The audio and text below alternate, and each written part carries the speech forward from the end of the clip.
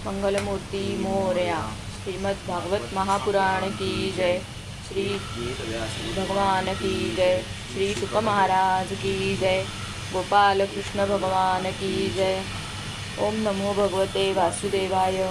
स्कंद चौथा, अध्याय 21. महाराज पृथूंचा आपल्या प्रजेला उपदेश. मैत्रेय म्हणतात, त्यावेळी महाराज पृथूंचे नगर सगळीकडे मोत्यांचे हार, फुलांच्या माळा, रंगीबेरंगी वस्त्रे, सोन्याचे दरवाजे आणि अत्यंत सुगंधित धुपांनी सुगंधित झाले होते. त्यातील गल्ल्या, चौक आणि सडका चंदन आणि केशरयुक्त सुगंधित पाण्याने सिंचन केलेल्या होत्या. तसेच त्या फुले, अक्षता, फळे, युवांकुर, साळीच्या लाह्या आणि दिवे अशा मांगलिक वस्तूंनी सजविल्या होत्या. तेथे चौकाचौकात लावलेली फळे, फुले यांच्या गुच्छांनी युक्त केळीचे खांब आणि सुपारीच्या झाडांनी ते नगर फारच मनोहर दिसत होते. तसेच सगळीकडे आंब्याच्या तोरणांनी ते विभूषित केले होते. जेव्हा महाराजांनी नगरात प्रवेश केला तेव्हा दिवे, भेटवस्तू आणि अनेक प्रकारची मांगलिक सामग्री घेऊन आलेले प्रजाजन तसेच कुंडलांनी सुशोभित सुंदर कन्या त्यांना सामोरे आल्या. शंख, दुदुंबी इत्यादी वाद्ये वाजू लागली. ऋत्विज वेदघोष करू लागले. बंदीजनांनी स्तुती आरंभली. हे सर्व पाहून आणि ऐकूनसुद्धा त्यांना कोणत्याही प्रकारचा अहंकार निर्माण झाला नाही. अशा प्रकारे वीरवर पृथूंनी राजमहालात प्रवेश केला. वाटेमध्ये सगळीकडे नगरवासी आणि देशवासी यांनी त्यांचे अभिनंदन केले. परमयशस्वी महाराजांनी सुद्धा त्यांना प्रसन्नतापूर्वक इच्छित वर देऊन संतुष्ट केले. महाराज पृथू महापुरुषांना आणि सर्वांना पूजनीय होते. त्यांनी अशा प्रकारची अनेक औदार्याची कर्मे करीत पृथ्वीचे राज्य केले आणि शेवटी आपल्या विपुल यशाचा विस्तार करून भगवंतांचे परमपदही प्राप्त करून घेतले. सूत म्हणतात, शौनका, अशा प्रकारे मैत्रेयांच्या तोंडून पृथूचे अनेक प्रकारच्या गुणांनी संपन्न आणि गुणवानांनी प्रशंसा केलेले विस्तृत सुयश ऐकून परम भागवत विदुराने त्यांची प्रशंसा करीत म्हटले. विदुर म्हणाला, ब्राह्मणांनी पृथूला राज्याभिषेक केला. समस्त देवांनी भेटवस्तू दिल्या. त्यांनी आपल्या बाहूंमध्ये वैष्णव तेज धारण करून त्या बाहूंनी पृथ्वीचे दोहन केले. त्यांच्या त्या पराक्रमामुळे मिळालेल्या विषयभोगाद्वारेच आजही सर्व राजे तसेच लोकपालांसह समस्त लोक स्वतःच्या इच्छेनुसार जीवननिर्वाह करीत आहेत. असा कोण शहाणा असेल की जो त्यांची पवित्र कीर्ती ऐकू इच्छित नाही. म्हणून आता आपण मला त्यांचे आणखी पवित्र चरित्र ऐकवावे. मैत्रेय म्हणाले, महाराज पृथू गंगा आणि यमुनेच्या मध्यवर्ती देशात निवास करून आपल्या पुण्यकर्माचा क्षय करण्यासाठी प्रारब्धानुसार प्राप्त झालेले भोगच भोगीत होते. ब्राह्मणवंश आणि भगवंतांशी संबंधित विष्णू भक्तांना सोडून त्यांचे 7 द्वीपांमधील सर्व पुरुषांवर अखंड आणि अबाधित शासन होते. एकदा त्यांनी एका महायज्ञाची दीक्षा घेतली. त्यावेळी तेथे देव, ब्रह्मर्षी आणि राजर्षींचा फार मोठा समाज एकत्र आला होता. त्या समाजात महाराज पृथूंनी त्या पूजनीय अतिथींचा यथायोग्य सत्कार केला आणि नंतर त्या सभेत नक्षत्रमंडळात चंद्र असावा त्याप्रमाणे ते उभे राहिले. त्यांची शरीरयष्टी उंच, बाहू पुष्ट आणि लांब, रंग गोरा, नेत्र कमलाप्रमाणे अरुण वर्णाचे, नाक तरतरीत, मुख मनोहर, स्वरूप सौम्य, खांदे उंच आणि हास्ययुक्त सुंदर दंतपंक्ती शोभत होत्या. त्यांची छाती रुंद, कमरेचा पाठीमागचा भाग पुष्ट आणि पोट पिंपळाच्या पानाप्रमाणे सुडौल असून वळ्यांमध्ये आणखीन सुंदर दिसत होते. नाभी भोवऱ्याप्रमाणे गंभीर होती. शरीर तेजस्वी होते. जांघा सोन्याप्रमाणे दैदिप्यमान होत्या. तसेच पायांची ठेवण उभार होती. त्यांचे मस्तकावरील केस बारीक, कुरळे, काळे आणि सुंदर होते. मान शंखाप्रमाणे चढ उतार असणारी आणि वळ्यांनी युक्त होती. त्यांनी बहुमूल्य रेशमी वस्त्रे आणि शेला परिधान केला होता. दीक्षेच्या नियमानुसार त्यांनी सर्व अलंकार काढून ठेवले होते. त्यामुळे त्यांच्या शरीराच्या अंगप्रत्यंगाची शोभा आपल्या स्वाभाविक रूपात स्पष्ट झळकत होती. त्यांनी शरीरावर काळविटाचे कातडे आणि हातामध्ये दर्भ धरले होते. त्यामुळे त्यांच्या शरीराची कांती अधिकच वृद्धिंगत झाली होती. त्यांनी आपली कर्मे, नित्यकर्मे यथासांग पूर्ण केली. राजा पृथूने सर्व सभेला जणू काही हर्षवर्षावाने ओले चिंब करीत आपल्या शीतल आणि स्नेहपूर्ण नेत्रांनी चारी बाजूंना बघितले आणि नंतर आपले भाषण सुरू केले. त्यांचे भाषण अत्यंत सुंदर, आकर्षक शब्दांनी युक्त, स्पष्ट, मधुर, गंभीर आणि निस्संदिग्ध असे होते. जणू काही सर्वांना उपकृत करण्यासाठी ते आपले अनुभव कथन करीत होते. पृथू म्हणाले, सज्जन हो, आपले कल्याण असो. आपण सर्व उपस्थित महानुभाव लोक हो, माझी प्रार्थना ऐका. जिज्ञासू पुरुषांनी संत समाजामध्ये आपले मनोगत प्रगट करावे. या लोकी प्रजाजनांचे शासन, त्यांचे रक्षण, त्यांच्या उपजीविकेची सोय तसेच त्यांना वेगवेगळेपणाने आपापल्या मर्यादेत ठेवण्यासाठी माझी राजा म्हणून नियुक्ती केली आहे. वेदज्ञ मुनींच्या मतानुसार संपूर्ण कर्माचे साक्षी श्रीहरी प्रसन्न झाल्यावर ज्या लोकाची प्राप्ती होते तो मला मिळावा, या माझ्या मनोरथ पूर्तीसाठी मी त्यांचे यथावत पालन करीन. जो राजा प्रजेला धर्ममार्गाचे शिक्षण न देता केवळ त्यांच्याकडून कर वसूल करण्यातच धन्यता मानतो, तो आपल्या प्रजेच्या पापाचाच भागीदार होतो आणि आपले ऐश्वर्य घालवून बसतो. म्हणून हे प्रिय प्रजाजन हो, आपल्या या राजाचे परलोकात हित करण्यासाठी आपण एकमेकांविषयीचे दोष पाहण्याची दृष्टी सोडून हृदयात भगवंतांचे स्मरण करीत आपापल्या कर्तव्याचे पालन करीत राहा. कारण त्यातच तुमचा स्वार्थ आहे आणि या प्रकारे माझ्यावरही तुमचा अनुग्रह होईल. विशुद्ध चित्त देव, पितर आणि महर्षीगण हो, आपणही माझ्या या प्रार्थनेला दुजोरा द्या. कारण कोणतेही कर्म असो, मृत्यूनंतर त्याचा करता, उपदेश करणारा आणि समर्थन करणारा या सर्वांना त्याचे समान फळ मिळते. माननीय सज्जन हो, काही श्रेष्ठ महानुभावांच्या मतानुसार कर्माचे फळ देणारे भगवान यज्ञपतीच आहेत. कारण इहलोक आणि परलोक या दोन्ही ठिकाणी कर्मफलस्वरूप काही भोगभूमी आणि शरीरे फार तेजस्वी दिसतात. मनु उत्तानपाद, महीपती ध्रुव, राजर्षी प्रियव्रत, आमचे आजोबा अंग, तसेच ब्रह्मदेव, शिव, प्रल्हाद, बली आणि या कोटीतील अन्यान्य महानुभावांच्या मते धर्म, अर्थ, काम, मोक्षरूप चतुर्वर्ग, स्वर्ग व मोक्ष यांची एकरूपता होण्यासाठी कर्मफलदाते म्हणून भगवान गदाधरांचीच आवश्यकता आहे. याविषयी केवळ मृत्यूचा नातू वेन इत्यादी काही शोचनीय अशा धर्मविन्मुख लोकांचीच मतभिन्नता आहे. म्हणून त्यांच्या मतांचा विचार करणे योग्य नाही. त्यांच्या चरणकमलांच्या सेवेसाठी निरंतर वाढणारी अभिलाषा, त्यांच्याच चरणनखातून निघालेल्या गंगेसमान संसारतापाने संतप्त झालेल्या जीवांचा सर्व जन्माचा संचित मनोबल तत्काळ नष्ट करते. ज्यांच्या चरणाचा आश्रय घेणारा पुरुष सर्व प्रकारचे मानसिक दोष धुवून टाकतो, तसेच वैराग्य आणि तत्वसाक्षात्कार रूप सामर्थ्य मिळवून पुन्हा या दुःखमय संसारात पडत नाही. शिवाय ज्यांचे चरणकमल सर्व प्रकारच्या कामना पूर्ण करणारे आहेत, त्या प्रभूंचे आपण आपापल्या चरितार्थाला उपयुक्त अशी वर्णाश्रमोचित अध्यापनादी कर्मे तसेच ध्यान, स्तुती, पूजा इत्यादी मानसिक, वाचिक व शारीरिक क्रियांच्या द्वारे पूजन करा. हृदयात कोणत्याही प्रकारची वासना ठेवू नका. तसेच हे निश्चित समजा की आम्हाला आमच्या अधिकारानुसार याचे फळ निश्चित प्राप्त होईल. भगवान स्वरूपतः विशुद्ध, विज्ञानघन आणि सर्व विशेषण रहित आहेत.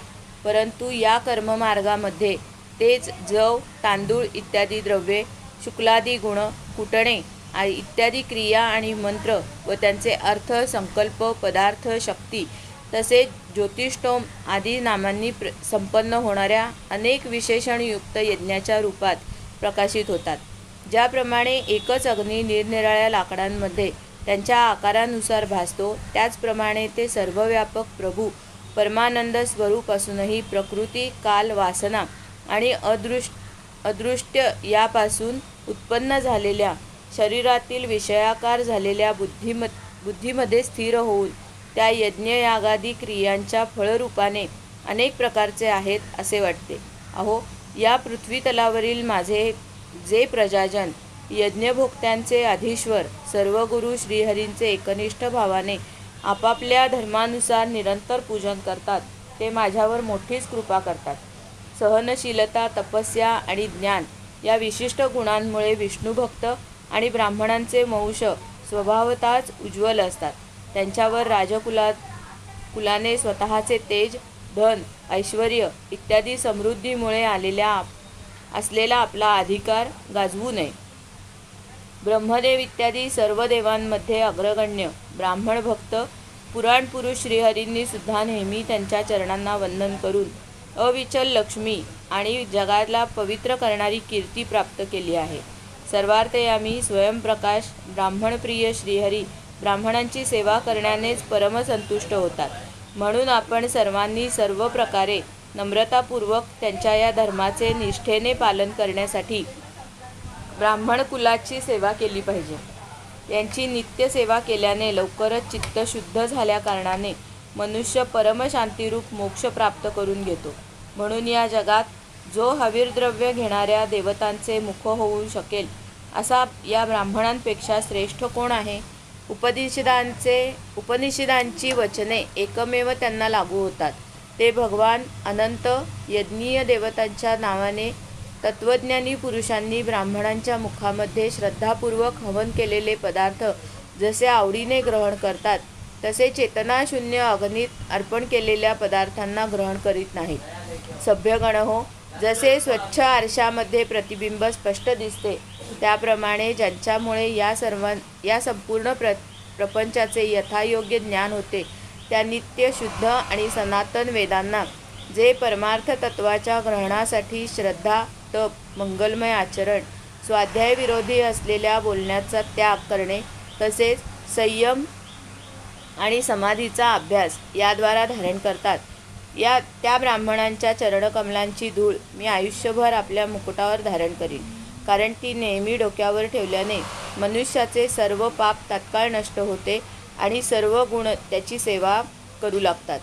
त्या गुणवान, शीलसंपन्न, कृतज्ञ आणि गुरुजनांची सेवा करणाऱ्या पुरुषाजवळ सर्व प्रकारची संपत्ती आपणहून जाते. म्हणून माझी तर अशीच इच्छा आहे की ब्राह्मणकुल, गोवंश आणि भक्तांसह श्री भगवान माझ्यावर सदैव प्रसन्न असोत.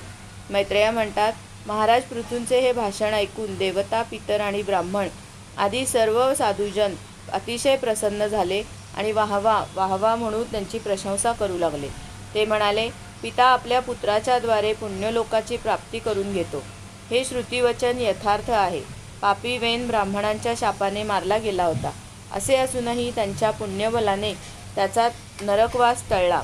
असाच हिरण्यकश्यपू सुद्धा भगवंतांची निंदा केल्यामुळे नरकात पडला होता, परंतु आपला पुत्र प्रल्हाद याच्या पुण्याईमुळे तो वाचला. वीरवर पृथू महाराज, आपण तर पृथ्वीचे पिताच आहात आणि सर्व लोकांच्या एकमात्र स्वामी श्रीहरींचे ठिकाणी आपली तशीच अविचल भक्ती आहे. म्हणून आपण अनंत वर्षेपर्यंत जीवित असावे. आपले सुयश मोठे पवित्र आहे. आपण उदार कीर्ती ब्राह्मणांना देव मानणाऱ्या श्रीहरींच्या कथांचा प्रचार करीत आहात. आज आपल्यामुळेच आम्ही स्वतःला भगवंतांच्याच राज्यात आहोत असे समजतो. स्वामीन, आपल्या प्रजेवर प्रेम करणे हा दयाळू महापुरुषांचा स्वभाव असतो. म्हणून आपण आपल्या आश्रितांना असा उपदेश करणे यात काही मोठे आश्चर्य नाही. आम्ही प्रारब्धाच्या योगे विवेकहीन होऊन संसाराच्या अरण्यात भटकत होतो, परंतु प्रभो, आज आपण आम्हाला या अज्ञानंधकाराच्या पलीकडे घेऊन गेलात. आपण शुद्ध सत्वमय परमपुरुष आहात. आपण ब्राह्मण व क्षत्रिय या दोन्ही वर्णात प्रविष्ट होऊन सर्व जगाचे रक्षण करीत आहात. अशा आपणास आमचा नमस्कार असो. अध्याय 21 समाप्त. गोपाल कृष्ण भगवान की जय. हरये नमः, हरये नमः, हरये नमः. मंगलमूर्ती मोरया. श्रीमद् भागवत महापुराण की जय. वेदव्यास भगवान की जय. श्री शुक भगवान की जय. गोपाल कृष्ण भगवान की जय. ओम नमो भगवते वासुदेवाय. स्कंद 4 अध्याय 22.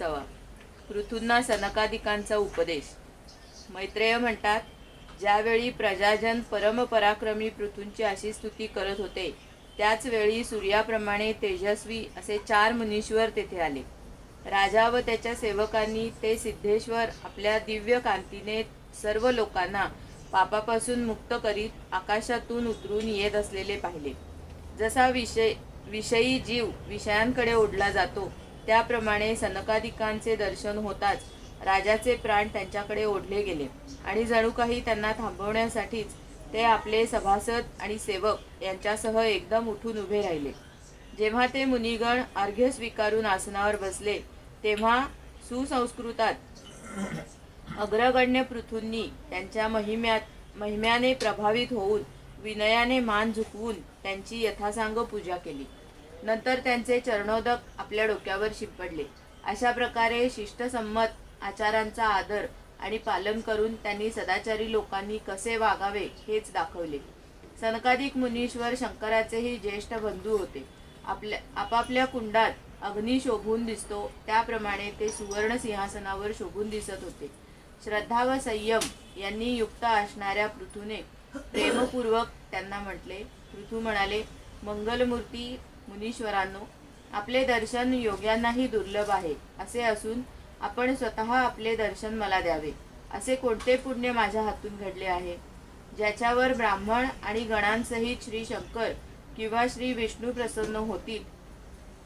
त्याला इहलोकात किंवा परलोकात कोणती वस्तू दुर्लभ आहे. जरी समस्त लोकांमध्ये आपला संचार असला तरी पण अनधिकारी लोक आपल्याला पाहू शकत नाहीत. जसे या दृश्य प्रपंचाचे कारण महत्त्व इत्यादी सर्वत्र असूनही ते सर्वसाक्षी आत्म्याला पाहू शकत नाहीत. ज्यांच्या घरामध्ये आपल्याप्रमाणे आपल्यासारखे पूज्य पुरुष, ज्यांचे पाणी, धान्य, जमीन, स्वतः गृहस्वामी किंवा सेवक इत्यादींचा मनापासून स्वीकार करतात, ते गृहस्थ धनहीन असूनही भाग्यवान होत.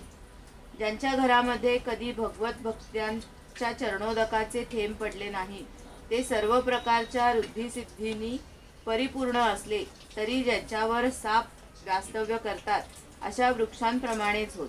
मुनीश्वरांनो, आपले स्वागत असो.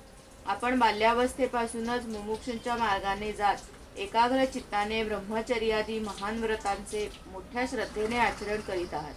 हे स्वामींनो, आम्ही आमच्या कर्मानुसार विपत्तीचे क्षेत्र अशा या संसारात पडलो असून फक्त इंद्रिय भोगांनाच पुरुषार्थ मानित आहोत. त्यातून आमच्या सुटकेचा काही उपाय नाही. उपाय आहे काय? आपल्याला खुशालीविषयी प्रश्न करणे योग्य नाही, कारण आपण नेहमी आत्म्यामध्ये रममाण असता. बरे वाईट या बुद्धीच्या वृत्ती आपल्यामध्येच कधीच असत नाही. दुःखी जीवांचे हित करणाऱ्या आपल्यावर विश्वास ठेवून मी आपल्याला हे विचारू इच्छितो की या संसारात मनुष्याचे कोणत्या उपायाने सुलभतेने कल्याण होऊ शकेल. जे अजन्मा भगवान नारायण आत्मवान पुरुषांमध्ये आत्मरूपाने प्रकाशित होतात आणि उपासकांच्या हृदयात आपले स्वरूप प्रगट करणारे आहेत, ते आपल्या भक्तांवर कृपा करण्यासाठी आपल्यासारख्या सिद्ध पुरुषांच्या रूपाने या पृथ्वीवर भ्रमण करतात हे निश्चित. मैत्रेय म्हणतात, पृथूंचे हे संयुक्तिक, गंभीर, मोजके आणि मधुर भाषण ऐकून श्री सनतकुमार मंद प्रेमाने हास्य करीत म्हणाले. श्री सनतकुमार म्हणाले, महाराज, आपणास सर्व माहीत असूनही सर्व प्राण्यांच्या कल्याणाच्या दृष्टीने ही चांगली गोष्ट आपण विचारली. साधू पुरुषांची बुद्धी कधीच अशीच असते हे खरेच आहे. सत्पुरुषांची संगत श्रोता आणि वक्ता अशा दोघांनाही प्रिय असते, कारण त्यांच्यात होणारी प्रश्नोत्तरे सर्वांचे कल्याण करतात. राजन, भगवंतांच्या चरणकमलांच्या गुणानुवादात तुमचे अविचल प्रेम आहे हे निश्चित. सर्वांना हे प्राप्त होणे कठीण आहे, पण हे प्राप्त झाल्यावर ते हृदयातील वासनारूप मला सर्वथा नष्ट करते. त्यामध्ये आत्म्यापासून भिन्न असलेल्या देहादिकांबद्दल वैराग्य निर्माण होणे आणि आत्मस्वरूप निर्गुण ब्रह्मामध्ये दृढ प्रेम असणे हेच कल्याणाचे साधन पूर्ण विचार करणाऱ्या शास्त्रात निश्चित केले गेले आहे. गुरु आणि शास्त्र वचनांवर विश्वास ठेवल्याने, भागवत धर्माचे आचरण करण्याने, तत्वजिज्ञासेने, ज्ञानयोगाच्या निष्ठेने, योगेश्वर श्रीहरींच्या उपासनेने, नेहमी पुण्यकीर्ती भगवंतांच्या पवित्र कथा ऐकण्याने, जे लोक धन आणि इंद्रियांच्या भोगातच रममाण झाले आहेत त्यांच्या गोष्टींमध्ये प्रेम न ठेवण्याने, त्यांना प्रिय असणाऱ्या पदार्थांचा संग्रह न करण्याने, भगवत गुणामृताचे पान करण्याखेरीज इतर वेळी आत्म्यामध्येच संतुष्ट राहून एकांतात राहण्याविषयी प्रेम ठेवण्याने, कोणत्याही जीवाला कष्ट न देण्याने, निवृत्तीनिष्ठेने, आत्महिताने अनुसंधान ठेवीत असताना श्रीहरींच्या पवित्र चरित्ररूप श्रेष्ठ अमृताचे आस्वादन करण्याने, निष्काम भावाने यमनियमांचे पालन करण्याने, कधीही कोणाचीही निंदा न करण्याने, योगक्षेमासाठी प्रयत्न न करण्याने,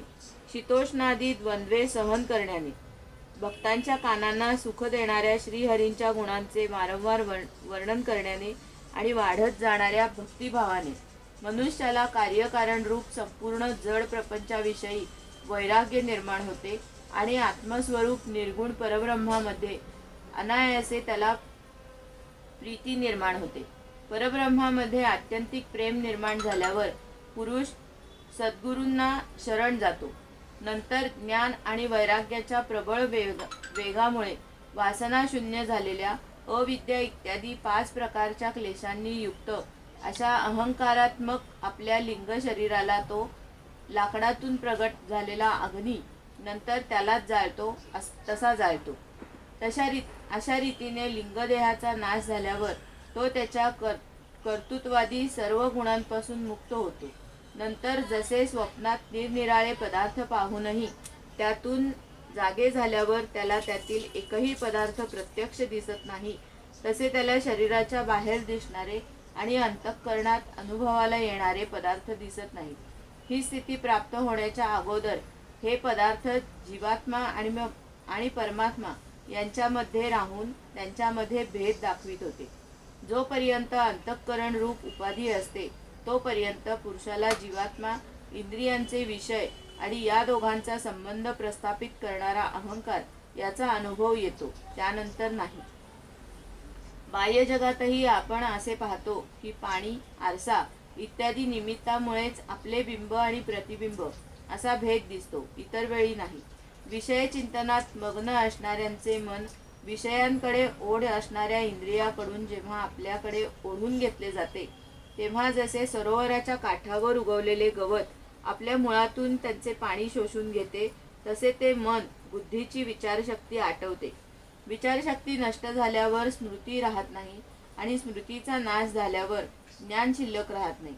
या ज्ञानाच्या नाशालाच पंडित लोक आपणच आपला नाश करणे असे म्हणतात. आत्म्यामुळेच इतर पदार्थांमध्ये प्रेम असल्याचा बोध होतो. त्या आत्म्याचा आपल्यामुळेच नाश झाल्याने स्वार्थाची जी हानी होते तिच्या एवढी मोठी अन्य कोणतीच हानी या लोकात नाही. धन आणि इंद्रियांच्या विषयांचे चिंतन करणे हे मनुष्याच्या सर्व प्रकारच्या पुरुषार्थाचा नाश करणारे आहे, कारण त्यांच्या चिंतनाने तो ज्ञान आणि विज्ञानापासून भ्रष्ट होऊन स्थावर योनीमध्ये जन्म घेतो. म्हणून ज्याला अज्ञान अंधकारापासून बाहेर पडावयाचे आहे त्या पुरुषाने विषयांमध्ये कधीही आसक्ती ठेवता कामा नये, कारण ती धर्म, अर्थ, काम आणि मोक्ष यांच्या प्राप्तीला अत्यंत बाधक ठरणारी आहे. या 4 पुरुषार्थामध्ये मोक्ष सर्वश्रेष्ठ समजला जातो, कारण अन्य 3 पुरुषार्थांना काळाचे भय नेहमी लागलेले असते. प्रकृतीमध्ये गुणक्षोभ झाल्यानंतर जितके काही उत्तम आणि अधम पदार्थ प्रगट झाले आहेत त्यापैकी टिकून राहील असा एकही नाही, कारण काल या सर्वांचे अस्तित्व नाहीसे करतो. म्हणून राजा जो भगवान देह, इंद्रिय, प्राण, बुद्धी आणि अहंकाराने वेढलेल्या सर्व स्थावर जंगम प्राण्यांच्या हृदयामध्ये जीवांचा नियामक, अंतर्यामी आणि आत्मरूपाने सर्वत्र प्रत्यक्ष व अप्रत्यक्ष प्रकाशित होत आहे, त्यालाच तू तो मीच आहे असे जाणून घे. ज्याप्रमाणे माळ आहे असे ज्ञान झाल्यावर त्यात सर्पबुद्धी राहत नाही, त्याचप्रमाणे विवेक आल्यावर त्याचा कुठेही पत्ता लागत नाही. असा हा मायामय प्रपंच ज्यामध्ये कार्यकारण रूपाने प्रतीत होतो आणि जो स्वतः कर्मफल कलुषित प्रकृतीच्या पलीकडे आहे, त्या नित्यमुक्त, निर्मल आणि ज्ञानस्वरूप परमात्म्याला मी प्राप्त होत आहे. संत ज्यांच्या चरणकमलांच्या बोटाच्या किंचितशा छटेचे स्मरण करून कर्मामुळे तयार झालेल्या अहंकाररूप हृदय ग्रंथीला छिन्नविच्छिन्न करून टाकतात, सर्व इंद्रियांचा प्रत्याहार करून आपले अंतःकरण निर्विषय करणारे संन्यासी सुद्धा तसे करू शकत नाहीत. अशा या सर्वांचा आश्रय करणाऱ्या वासुदेवाचे तू भजन कर. जे लोक मन आणि इंद्रियरूप मगरींनी भरलेला हा संसार सागर योग इत्यादी अवघड साधनांनी पार करू इच्छितात, त्यांना तसे करणे कठीण आहे. कारण त्यांना नावाडी म्हणून श्रीहरींचा आश्रय नाही. म्हणून तू भगवंतांच्या आराधनीय चरणकमलांची नाव बनवून सहजपणे हा अवघड सागर पार कर. मैत्रेय म्हणतात, ब्रह्मदेवाचे पुत्र असणाऱ्या आत्मज्ञानी सनतकुमाराकडून अशा प्रकारे आत्मतत्वाचा उपदेश मिळवून महाराज पृथू त्यांची अतिशय प्रशंसा करीत म्हणाले. पृथू म्हणाले, भगवन दीनदयाळ श्रीहरींनी माझ्यावर अगोदरच कृपा केली होती. तिचं फळ देण्यासाठी आज आपले आगमन झाले आहे. दयाळू असे आपण ज्यासाठी आला होतात ते चांगल्या तऱ्हेने पार पडले आहे. आता त्या बदल्यात आपणास मी काय देऊ? माझ्याजवळ तर शरीर आणि त्याबरोबर जे काही आहे ते सर्व महापुरुषांचाच प्रसाद आहे. ब्रह्मन, प्राण, स्त्री, पुत्र सर्व प्रकारच्या सामग्रींनी भरलेले हे राजभवन, राज्य, सेना, पृथ्वी आणि खजिना हे सर्व मी आपल्या चरणावर समर्पित केलेले आहे. वास्तविक सेनापतित्व, राज्य, दंडविधान आणि लोकांवर शासन करण्याचा अधिकार वेदशास्त्र जाणणाऱ्या ब्राह्मणांचाच आहे. ब्राह्मण आपलेच अन्न खातात, आपलेच वस्त्र नेसतात आणि आपलीच वस्तू दान म्हणून देतात. दुसरे क्षत्रिय इत्यादी वर्ण त्यांच्याच कृपेने अन्न वगैरे मिळवतात. आपण वेदांचे जाणकार आहात. आपण अध्यात्म तत्वाचा विचार करून आम्हाला निश्चित रूपाने समजावून दिले आहे की भगवंतांची कोणत्या प्रकारची भक्ती त्यांना प्राप्त करण्याचे मुख्य साधन आहे. आपण अत्यंत कृपाळू आहात. म्हणून आपल्या या दिनोद्धार रूप कर्मानेच आपण सर्वदा संतुष्ट असावे. आपल्या या उपकाराची परतफेड कोण कशी करू शकेल? त्यासाठी प्रयत्न करणे म्हणजे सुद्धा स्वतःचे हसे करून घेणे आहे. मैत्रेय म्हणतात, नंतर आदिराज पृथूंनी आत्मज्ञानांच्या मध्ये श्रेष्ठ सनकादिकांची पूजा केली. नंतर त्यांच्या शीलाची प्रशंसा करीत ते सर्व लोकांच्या देखत आकाशमार्गाने निघून गेले. महात्म्यांमध्ये अग्रगण्य महाराज पृथू यांनी त्यांच्यापासून आत्मबोध प्राप्त करून घेऊन चित्ताच्या एकाग्रतेने आत्म्यामध्ये स्थित राहून स्वतःच कृतकृत्य झाल्याचा ते अनुभव घेऊ लागले. ते ब्रह्मार्पण बुद्धीने वेळ, स्थान, शक्ती, न्याय आणि धन यापासून सर्व कर्मे करीत असत. अशा रीतीने एकाग्र चित्ताने सर्व कर्माचे फळ परमात्म्याला अर्पण करून आत्म्याला कर्माचा साक्षी आणि प्रकृतीहून वेगळा मानून ते सर्वतः अलिप्त राहिले. ज्याप्रमाणे सूर्य सर्वत्र प्रकाश देऊनही वस्तूंच्या गुणदोषांपासून अलिप्त राहतो, त्याचप्रमाणे सार्वभौम साम्राज्य लक्ष्मीने संपन्न आणि गृहस्थाश्रमात राहूनही ते अहंकार शून्य असल्यामुळे इंद्रियांच्या विषयात आसक्त झाले नाही. अशा प्रकारे आत्मनिष्ठ राहून सर्व कर्मे योग्य रीतीने पार पाडित असता त्यांना पत्नी अर्चीपासून अनुरूप असे 5 पुत्र झाले. त्यांची नावे विजिताश्व, धूम्रकेश, हर्ष, द्रविण आणि वृक अशी होती. महाराज पृथू भगवंतांचे अंश होते. ते एकटेच सर्व लोकपालांचे गुण धारण करीत असत.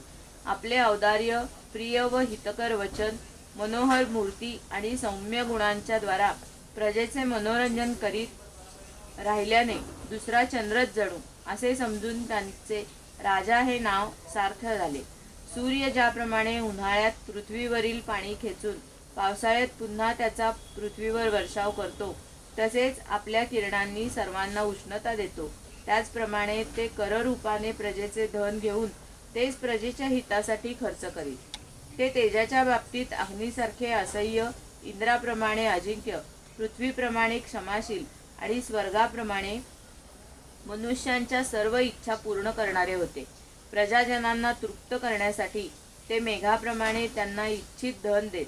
ते समुद्राप्रमाणे गंभीर आणि पर्वतराज सुमेरूप्रमाणे धैर्यवान सुद्धा होते. दुष्टांचे दमन करण्यामध्ये ते यमराजाप्रमाणे आश्चर्यपूर्ण वस्तूंचा संग्रह करण्यामध्ये हिमालयाप्रमाणे, खजिन्याच्या समृद्धीसाठी कुबेराप्रमाणे आणि धन सुरक्षित ठेवण्यासाठी वरुणाप्रमाणे होते. शारीरिक बल, इंद्रियांची क्षमता आणि पराक्रम या बाबतीत सर्वांच्या अंतर्यामी वायूप्रमाणे, तसेच असह्य तेजाच्या बाबतीत भगवान शंकरांच्या समान होते. सौंदर्याच्या बाबतीत कामदेवाप्रमाणे, उत्साहामध्ये सिंहाप्रमाणे, वात्सल्यामध्ये मनुप्रमाणे आणि मनुष्यांचे आधिपत्य करण्यामध्ये सर्व समर्थ अशा ब्रह्मदेवाप्रमाणे होते. ब्रह्मविचारांच्या बाबतीत बृहस्पती, इंद्रियजन साधण्यात साक्षात श्रीहरी होते. गाय, गुरुजन, ब्राह्मण आणि भक्तांची भक्ती, संकोच, विनय, शील आणि परोपकार या गुणांमध्ये मात्र स्वतःसारखेच अजोड होते. लोक त्रैलोक्यात सगळीकडे उच्च स्वराने त्यांच्या कीर्तीचे गुणगान करीत असत. या कारणाने स्त्रियांच्या कानामध्ये ते अशा प्रकारे पोचले होते की जसे सत्पुरुषांच्या हृदयात श्रीराम प्रविष्ट होतात. अध्याय 22 समाप्त. हरे नमः, हरे नमः, हरे नमः. मंगलमूर्ती मोरया. श्रीमद् भागवत महापुराण की जय. वेदव्यास भगवान की जय. श्री शुक भगवान की जय. गोपाल कृष्ण भगवान की जय. ओम नमो भगवते वासुदेवाय. स्कंद 4 अध्याय 23.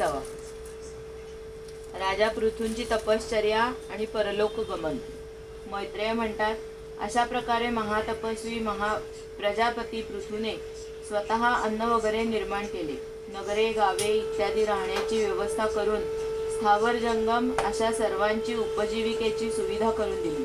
तसेच साधूजनांना उचित अशा धर्माचे पालनही केले. आपण वृद्ध झालो असून उताराला लागलो आहे आणि ज्यासाठी आपला जन्म होता त्या प्रजारक्षण रूप ईश्वराच्या आज्ञेचे पालनही झालेले आहे. म्हणून आता आपल्याला मोक्षासाठी प्रयत्न केले पाहिजेत. असा विचार करीत त्याने विरहामुळे जणू रडणाऱ्या आपल्या मुलीचा पृथ्वीचा भार आपल्या मुलांवर सोपवला आणि सर्व प्रजेला विमनस्क अवस्थेत सोडून तो आपल्या पत्नीसह एकटाच तपोवनाकडे गेला. पहिल्यांदा गृहस्थाश्रमात पृथ्वीवर विजय मिळवण्याचे त्याने जसे व्रत घेतले होते त्याचप्रमाणे तेथे सुद्धा वानप्रस्थ आश्रमाच्या नियमानुसार तो कठोर तपस्येला लागला. काही दिवस त्याने कंदमुळे फळे खाऊन घालवली. काही काळ वाळलेली पाने खाऊन तो राहिला. काही पंधरवडे पाण्यावरच राहिला आणि त्यानंतर केवळ वायूवर निर्वाह करू लागला. वीरवर पृथू उन्हाळ्यात पंचाग्नीचे सेवन करीत, पावसाळ्यात मोकळ्या मैदानात राहून शरीरावर पाऊस घेत, हिवाळ्यात गळ्या इतक्या पाण्यात उभे राहत, तसेच दररोज मातीच्या जमिनीवरच झोपत मुनिवृत्तीचे राहत होता. त्याने शीत, उष्ण इत्यादी सर्व प्रकारची द्वंद्वे सहन केली. तसेच वाणी आणि मनाचा संयम करून ब्रह्मचर्याचे पालन करीत प्राण आपल्या स्वाधीन करून घेतले. अशा रीतीने त्याने श्रीकृष्णांची आराधना करण्यासाठी उत्तम तप केले. अशा प्रकारे त्याचे तप क्रमाने वाढत गेले आणि त्या प्रभावाने कर्ममल नाहीसा झाल्याने त्याचे चित्त पूर्णपणे शुद्ध झाले. प्राणायामाने मन आणि इंद्रिये ताब्यात आल्यामुळे त्याने वासनाजनित बंधन सुद्धा तुटले.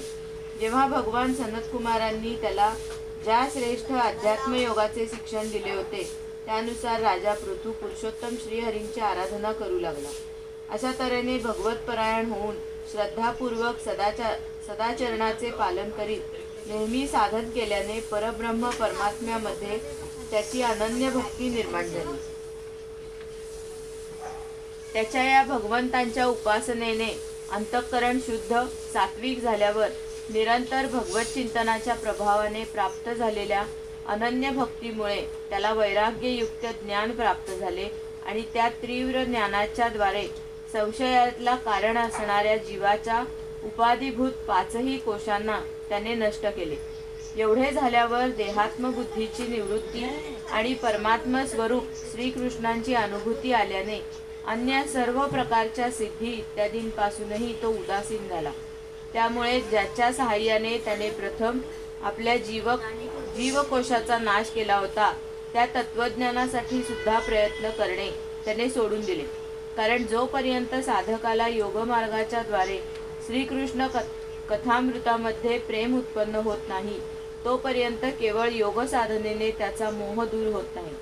यानंतर जेव्हा त्याचा अंतकाळ जवळ आला तेव्हा वीरवर पृथूने आपले चित्त दृढतापूर्वक परमात्म्यामध्ये स्थिर करून तो ब्रह्मभावात स्थिर राहिला आणि वेळ आल्यावर त्याने आपल्या शरीराचा त्याग केला.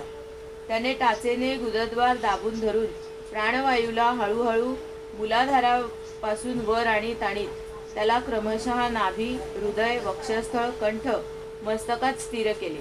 नंतर त्याला पुन्हा वरच्या बाजूला नेत क्रमशः ब्रह्मरंध्रामध्ये स्थिर केले. नंतर पूर्ण निरीच्छ होऊन त्याने शरीरातील प्राणवायूला समाविष्ट वायूमध्ये, शरीराला पृथ्वीमध्ये, तेजाला तेजामध्ये, आकाशाला महाकाशात आणि द्रव पदार्थांना पाण्यामध्ये विलीन केले. पुन्हा पृथ्वीला पाण्यामध्ये, पाण्याला तेजामध्ये, तेजाला वायूमध्ये आणि वायूला आकाशात विलीन केले. त्यानंतर मनाला इंद्रियांमध्ये, इंद्रियांना त्यांच्या कारणरूप तन्मात्रांमध्ये आणि तन्मात्रांना अहंकारात लीन करून अहंकाराला महत्त्वामध्ये लीन केले.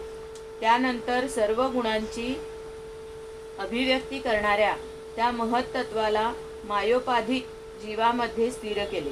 त्यानंतर त्या जीवाच्या मायारूप उपाधीला सुद्धा त्याने ज्ञान आणि वैराग्याच्या प्रभावाने आपल्या शुद्ध ब्रह्मस्वरूपात स्थिर होऊन टाकून दिले. पृथूची पत्नी महाराणी अर्ची ही सुद्धा त्याच्याबरोबर वनात गेली होती.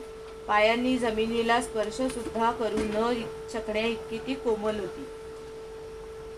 तरी सुद्धा तिने आपल्या पतीचे व्रत आणि नियम यांचे पालन करीत त्यांची खूप सेवा केली आणि मुनिवृत्तीला अनुसरून कंदमुळे इत्यादींवर निर्वाह केला. यामुळे जरी ती अतिशय दुर्बल झाली होती तरी सुद्धा प्रियपतीच्या हस्तस्पर्शाने सन्मानित होऊन त्यातच ती आनंद मानित असल्या कारणाने तिला कोणत्याही प्रकारचे कष्ट होत नव्हते. आता पृथ्वीचे स्वामी आणि आपले प्रियतम महाराज पृथू यांचा देह निष्प्राण झालेला पाहून त्या सतीने काही वेळ विलाप केला. नंतर पर्वताच्या शिखरावर एक चिता रचून तो देह त्या चितेवर ठेवला. यानंतर अंतक्रिया करून तिने नदीमध्ये स्नान केले. आपल्या अलौकिक कार्य करणाऱ्या पतीला जलांजली देऊन आकाशस्थित देवतांना वंदन केले. तसेच 3 वेळा चितेला प्रदक्षिणा घालून पतिदेवांच्या चरणाचे ध्यान करीत अग्नीमध्ये प्रवेश केला. परमसाध्वी अर्चीने आपला पती वीरवर पृथू याच्याबरोबर सहगमन केलेले पाहून हजारो वरदायिनी देवींनी आपापल्या पतींसह तिची स्तुती केली. तेथे देवतांची वाद्ये वाजू लागली. त्यावेळी त्या मंदराचलाच्या शिखरावर त्या देवांगना फुलांचा वर्षाव करीत आपापसात म्हणू लागल्या.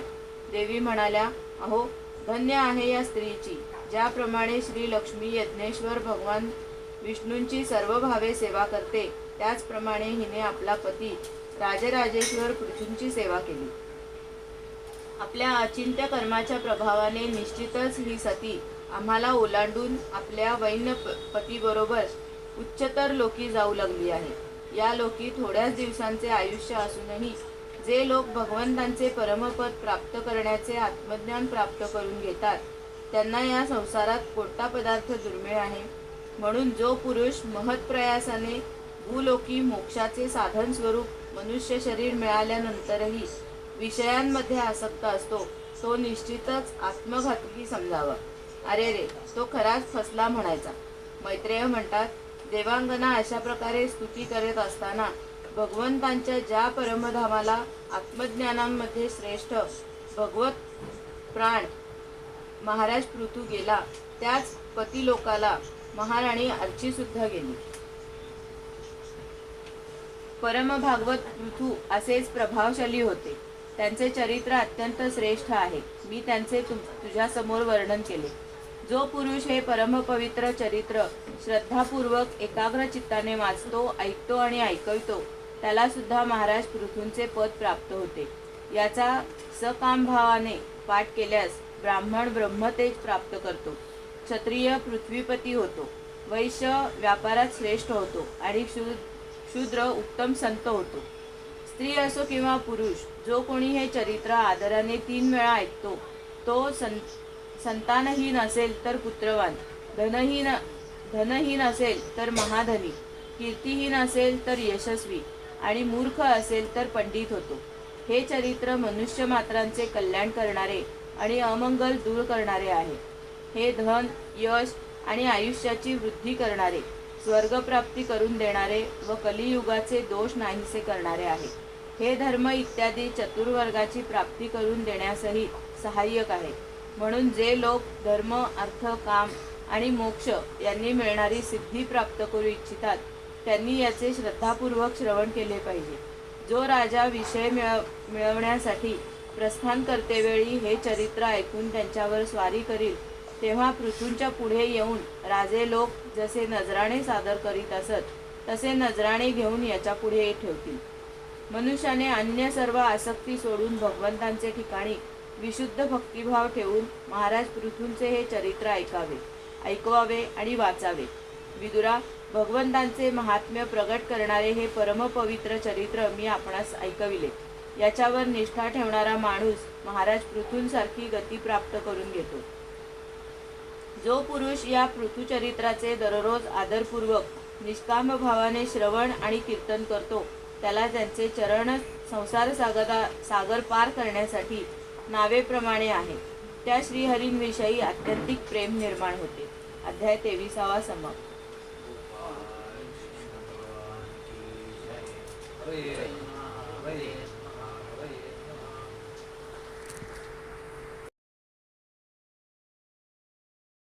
मंगलमूर्ती मोरया. श्रीमद् भागवत महापुराण की जय. व्यास भगवान की जय. कृष्ण भगवान की जय. ओम नमो भगवते वासुदेवाय. स्कंद 4 अध्याय 24. पृथूंची वंश परंपरा आणि प्रचेतांना भगवान रुद्रांचा उपदेश. मैत्रेय म्हणतात, पृथूंच्या नंतर त्यांचा पुत्र परमयशस्वी विजिताश्व सम्राट झाला. त्याला आपल्या लहान भावांबद्दल प्रेम होते म्हणून त्याने चौघांना एकेका दिशेचे राज्य दिले. त्याने ऋयाक्षाला पूर्व, धूम्रकेशाला दक्षिण, वृकाला पश्चिम आणि द्रविडाला उत्तर दिशेचे राज्य दिले. त्याने इंद्रापासून अंतर्धान होण्याची शक्ती प्राप्त करून घेतली होती म्हणून त्याला अंतर्धान असेही म्हणतात. त्याच्या पत्नीचे नाव शिखंडिनी होते. तिच्यापासून त्याला 3 पुत्र झाले. त्यांची नावे पावक, पौमान आणि सुची अशी होती. पूर्वी वशिष्ठांनी शाप दिल्यामुळे वरील नावांच्या अग्नींचीच त्यांच्या रूपात जन्म घेतला होता. पुढे योगमार्गाने हे पुन्हा अग्निरूप झाले. नभस्वती नावाच्या पत्नीपासून अंतर्धानाला हविर्धान नावाचा एक पुत्र झाला. इंद्राने पित्याच्या अश्वमेध यज्ञातील घोडा पळवून नेला हे कळूनही त्याने त्याचा वध केला नाही. राजा अंतर्धान याने कर घेणे, शिक्षा करणे, दंड वसूल करणे ही राज्याची कर्तव्ये अत्यंत कठोर आणि दुसऱ्यांना कष्ट देणारी आहेत असे समजून एका दीर्घकाळ चालणाऱ्या यक्षाच्या दीक्षेच्या निमित्ताने आपले राज्य सोडून दिले. त्या यज्ञातही त्या आत्मज्ञानी राजाने पूर्ण पुरुष परमात्म्याची आराधना करून स्थिर समाधीने भगवंतांच्या दिव्य लोक प्राप्त करून घेतला. हे विदुरा, हविर्धान याची पत्नी हविर्धिनी हिने बहिर्षद, गय, शुक्ल, कृष्ण, सत्य आणि जितव्रत नावाच्या 6 पुत्रांना जन्म दिला. कुरुश्रेष्ठ विदुरा, यामध्ये हविर्धानाचा मुलगा महाभाग बहिर्षद यज्ञादी कर्मकांड आणि योगाभ्यासात प्रवीण होता. त्याने प्रजापतीचा अधिकार प्राप्त करून घेतला होता. त्याने एका ठिकाणानंतर दुसऱ्या ठिकाणी असे पाठोपाठ इतके यज्ञ केले की ही सर्व भूमी पूर्वेकडे टोक करून पसरलेल्या दर्भांनी झाकून गेली. राजा प्राचीन बहिर्ने ब्रह्मदेवाच्या आज्ञेनुसार समुद्राची कन्या शतद्रुती हिच्याशी विवाह केला होता. सर्वांग सुंदर किशोरी शतद्रुती सुंदर वस्त्रालंकारांनी नटून थटून जेव्हा विवाह मंडपात सप्तपदी चालत होती तेव्हा स्वतः अग्निदेव सुद्धा तिच्यावर शुकीवर जसा मोहित झाला होता तसा मोहित झाला.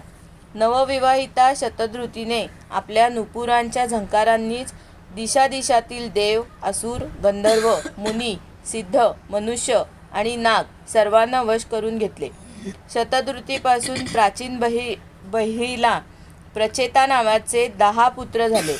ते सर्वजण धर्मज्ञ आणि एकसारखेच नाव आणि आचरण करणारे होते. जेव्हा पित्याने त्यांना संतान उत्पन्न करण्याची आज्ञा केली तेव्हा त्या सर्वांनी तपश्चर्या करण्यासाठी समुद्रात प्रवेश केला. तेथे 10,000 वर्ष तप करून त्यांनी तपाचे फळ देणाऱ्या श्रीहरींची आराधना केली.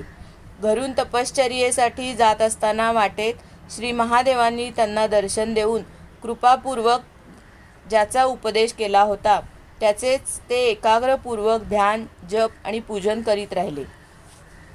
विदुराने विचारले, ब्रह्मन, वाटेत प्रचेतांचा श्री महादेवांच्या बरोबर कोणता वार्तालाप झाला आणि त्यांच्यावर प्रसन्न होऊन भगवान शंकरांनी त्यांना जो उपदेश केला तो अर्थपूर्ण उपदेश आपण मला सांगावा. ब्रह्मर्षे, शंकरांच्या बरोबर भेट होणे देहधाऱ्यांना अतिशय कठीण आहे. इतरांचे कशाला, मुनिजनसुद्धा सर्व प्रकारची आसक्ती सोडून स्वतःला प्रिय असणाऱ्या त्यांची प्राप्ती करून घेण्यासाठी त्यांचे निरंतर ध्यान करतात, परंतु त्यांनाही ते प्राप्त होत नाहीत. जरी भगवान शंकर आत्माराम असले तरीसुद्धा या लोकसृष्टीच्या रक्षणासाठी ते आपल्या घोररूपा शक्तीसह सर्वत्र संचार करीत असतात. मैत्रेय म्हणाले, साधू स्वभाव प्रचेतागण पित्याची आज्ञा शिरोधार्य मानून तप करण्याचे मनात ठरवून पश्चिम दिशेकडे गेले. चालता चालता त्यांनी समुद्राप्रमाणे विशाल असे एक सरोवर पाहिले. ते महापुरुषांच्या चित्ताप्रमाणे अतिशय स्वच्छ होते आणि त्यात राहणारे मासे इत्यादी जीवसुद्धा प्रसन्न दिसत होते. त्यामध्ये नीलकमळे, लाल कमळे, रात्री, दिवसा आणि सायंकाळी उमलणारी कमळे तसेच इंदिवर इत्यादी अनेक प्रकारची सुंदर कमळे होती. त्याच्या तटावर हंस, सारस, चकवे, कारंडव इत्यादी जलपक्षी विहार करीत होते. त्याच्या चारी बाजूंनी निरनिराळे वृक्ष आणि वेली होत्या. त्यावर धूम्रभ्रमर गुंजारव करीत होते. त्यांच्या मधुर आवाजाने आनंदित होऊन जणू त्यांच्या अंगावर रोमांच आले होते. कमळकोशाचे परागपुंज वायूच्या हालचालीने चारी बाजूंना उडत होते. तेथे मृदुंग, पखवाज इत्यादी वाद्यांसह अनेक दिव्य रागरागिणींच्या गायनाचा मधुर ध्वनी ऐकून त्या राजकुमारांना अतिशय आश्चर्य वाटले. इतक्यात त्यांनी असे पाहिले की देवादिदेव भगवान शंकर आपल्या गणांसह त्या सरोवराच्या बाहेर येत आहेत. त्यांचे शरीर तापलेल्या सुवर्ण राशीप्रमाणे कांतिमान आहे. कंठ निळा असून 3 नेत्र आहेत. ते भक्तांवर अनुग्रह करण्यासाठी उत्सुक आहेत. देवांसह अनेक गंधर्व त्यांचे सुयश गात आहेत. त्यांना पाहून प्रचेतांना मोठे आश्चर्य वाटले आणि त्यांनी शंकरांच्या चरणांना नमस्कार केला. तेव्हा शरणागतांचे भय हरण करणारे धर्मवत्सल भगवान शंकर आपल्या दर्शनाने आनंदित झालेल्या त्या धर्मज्ञ आणि शीलसंपन्न राजकुमारांवर प्रसन्न होऊन त्यांना म्हणाले, श्री महादेव म्हणाले, तुम्ही राजा प्राचीन बर्हीचे पुत्र आहात. तुमचे कल्याण असो. तुम्ही जे काही करू इच्छिता ते मला माहीत आहे. तुमच्यावर कृपा करण्यासाठीच मी तुम्हाला दर्शन दिले आहे. जी व्यक्ती अव्यक्त प्रकृती आणि जीवसंज्ञक पुरुष या दोन्हीचे नियामक भगवान वासुदेव यांना शरण जाते ती मला अत्यंत प्रिय आहे. आपल्या वर्णाश्रम धर्माचे चांगल्या प्रकारे पालन करणारा पुरुष 100 जन्मानंतर ब्रह्मपदाला प्राप्त होतो. यापेक्षाही अधिक पुण्य झाल्यावर तो मला प्राप्त होतो. परंतु जो भगवंतांचा अनन्य भक्त आहे तो मृत्यूनंतर सरळ भगवान विष्णूंच्या त्या सर्व प्रपंचातील परमपदाला प्राप्त होतो, जेथे मी आणि इतर देव आपला अधिकार संपल्यानंतर प्राप्त होतात. तुम्ही भगवत भक्त असल्याकारणाने मला भगवंता इतकेच प्रिय आहात. त्याचप्रमाणे भगवंतांच्या भक्तांना सुद्धा माझ्यापेक्षा अधिक प्रिय कोणी असत नाही. आता मी तुम्हाला एक अतिशय पवित्र, मंगलकारक आणि कल्याणकारक स्तोत्र सांगतो. याचा तुम्ही शुद्ध भावाने जप करा. मैत्रेय म्हणतात, जेव्हा नारायण परायण करुण हृदय भगवान शिवांनी आपल्या समोर हात जोडून उभे असलेल्या राजपुत्रांना ते स्तोत्र ऐकविले. भगवान रुद्र म्हणाले, भगवन, आपला उत्कर्ष उच्च कोटीच्या आत्मज्ञानांना निजानंदाचा लाभ व्हावा यासाठी आहे. त्याने माझे सुद्धा कल्याण हो. आपण नेहमी आपल्या निरतिशय परमानंद स्वरूपातच स्थित असता. अशा सर्वात्मक आत्मस्वरूप आपल्याला नमस्कार असो. आपण पद्मनाभ अर्थात सर्व लोकांचे आदिकारण आहात. सूक्ष्म भूते आणि इंद्रियांचे नियंता, शांत, अविकारी आणि स्वयंप्रकाश वासुदेव अर्थात चित्ताचे अधिष्ठाता आहात. आपणास नमस्कार असो.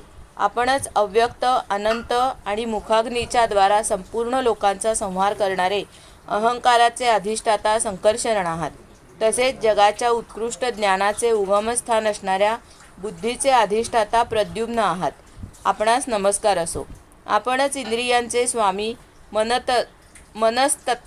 मनस्तत्वाचे अधिष्ठाता अनिरुद्ध आहात. आपण आपल्या तेजाने जग व्यापणारे सूर्यदेव आहात. आपण पूर्ण असल्यामुळे आपणास वृद्धी किंवा क्षय नाही. आपणास नमस्कार असो. आपण स्वर्ग आणि मोक्षाचे द्वार तसेच निरंतर पवित्र हृदयात राहणारे आहात. आपणच सुवर्णरूप वीर्याने युक्त आणि चातुर्होत्र कर्माने साधन असून त्याचा विस्तार करणारे अग्निदेव आहात. आपणास नमस्कार असो. पितर आणि देवांचे अन्न सोम आपण आहात. तसेच तिन्ही वेदांचे अधिष्ठाता आहात. आपणच सर्व प्राण्यांना तृप्त करणारे जलरूप आहात. आपणास नमस्कार असो. आपण सर्व प्राण्यांचे देह, पृथ्वी आणि विराट स्वरूप आहात. तसेच त्रैलोक्याचे रक्षण करणारे मानसिक, इंद्रियविषयक आणि शारीरिक शक्तिस्वरूप वायू आहात. आपणास नमस्कार असो. आपण आपला जो शब्द हा गुण त्याच्याद्वारा सर्व पदार्थांचे ज्ञान करून देणारे व आत बाहेर व्यापून असणारे आकाश आहात. त्याचप्रमाणे अतिशय पुण्याने प्राप्त होणारे परम तेजोमय स्वर्ग वैकुंठादी लोक आपणच आहात. आपणास नमस्कार असो.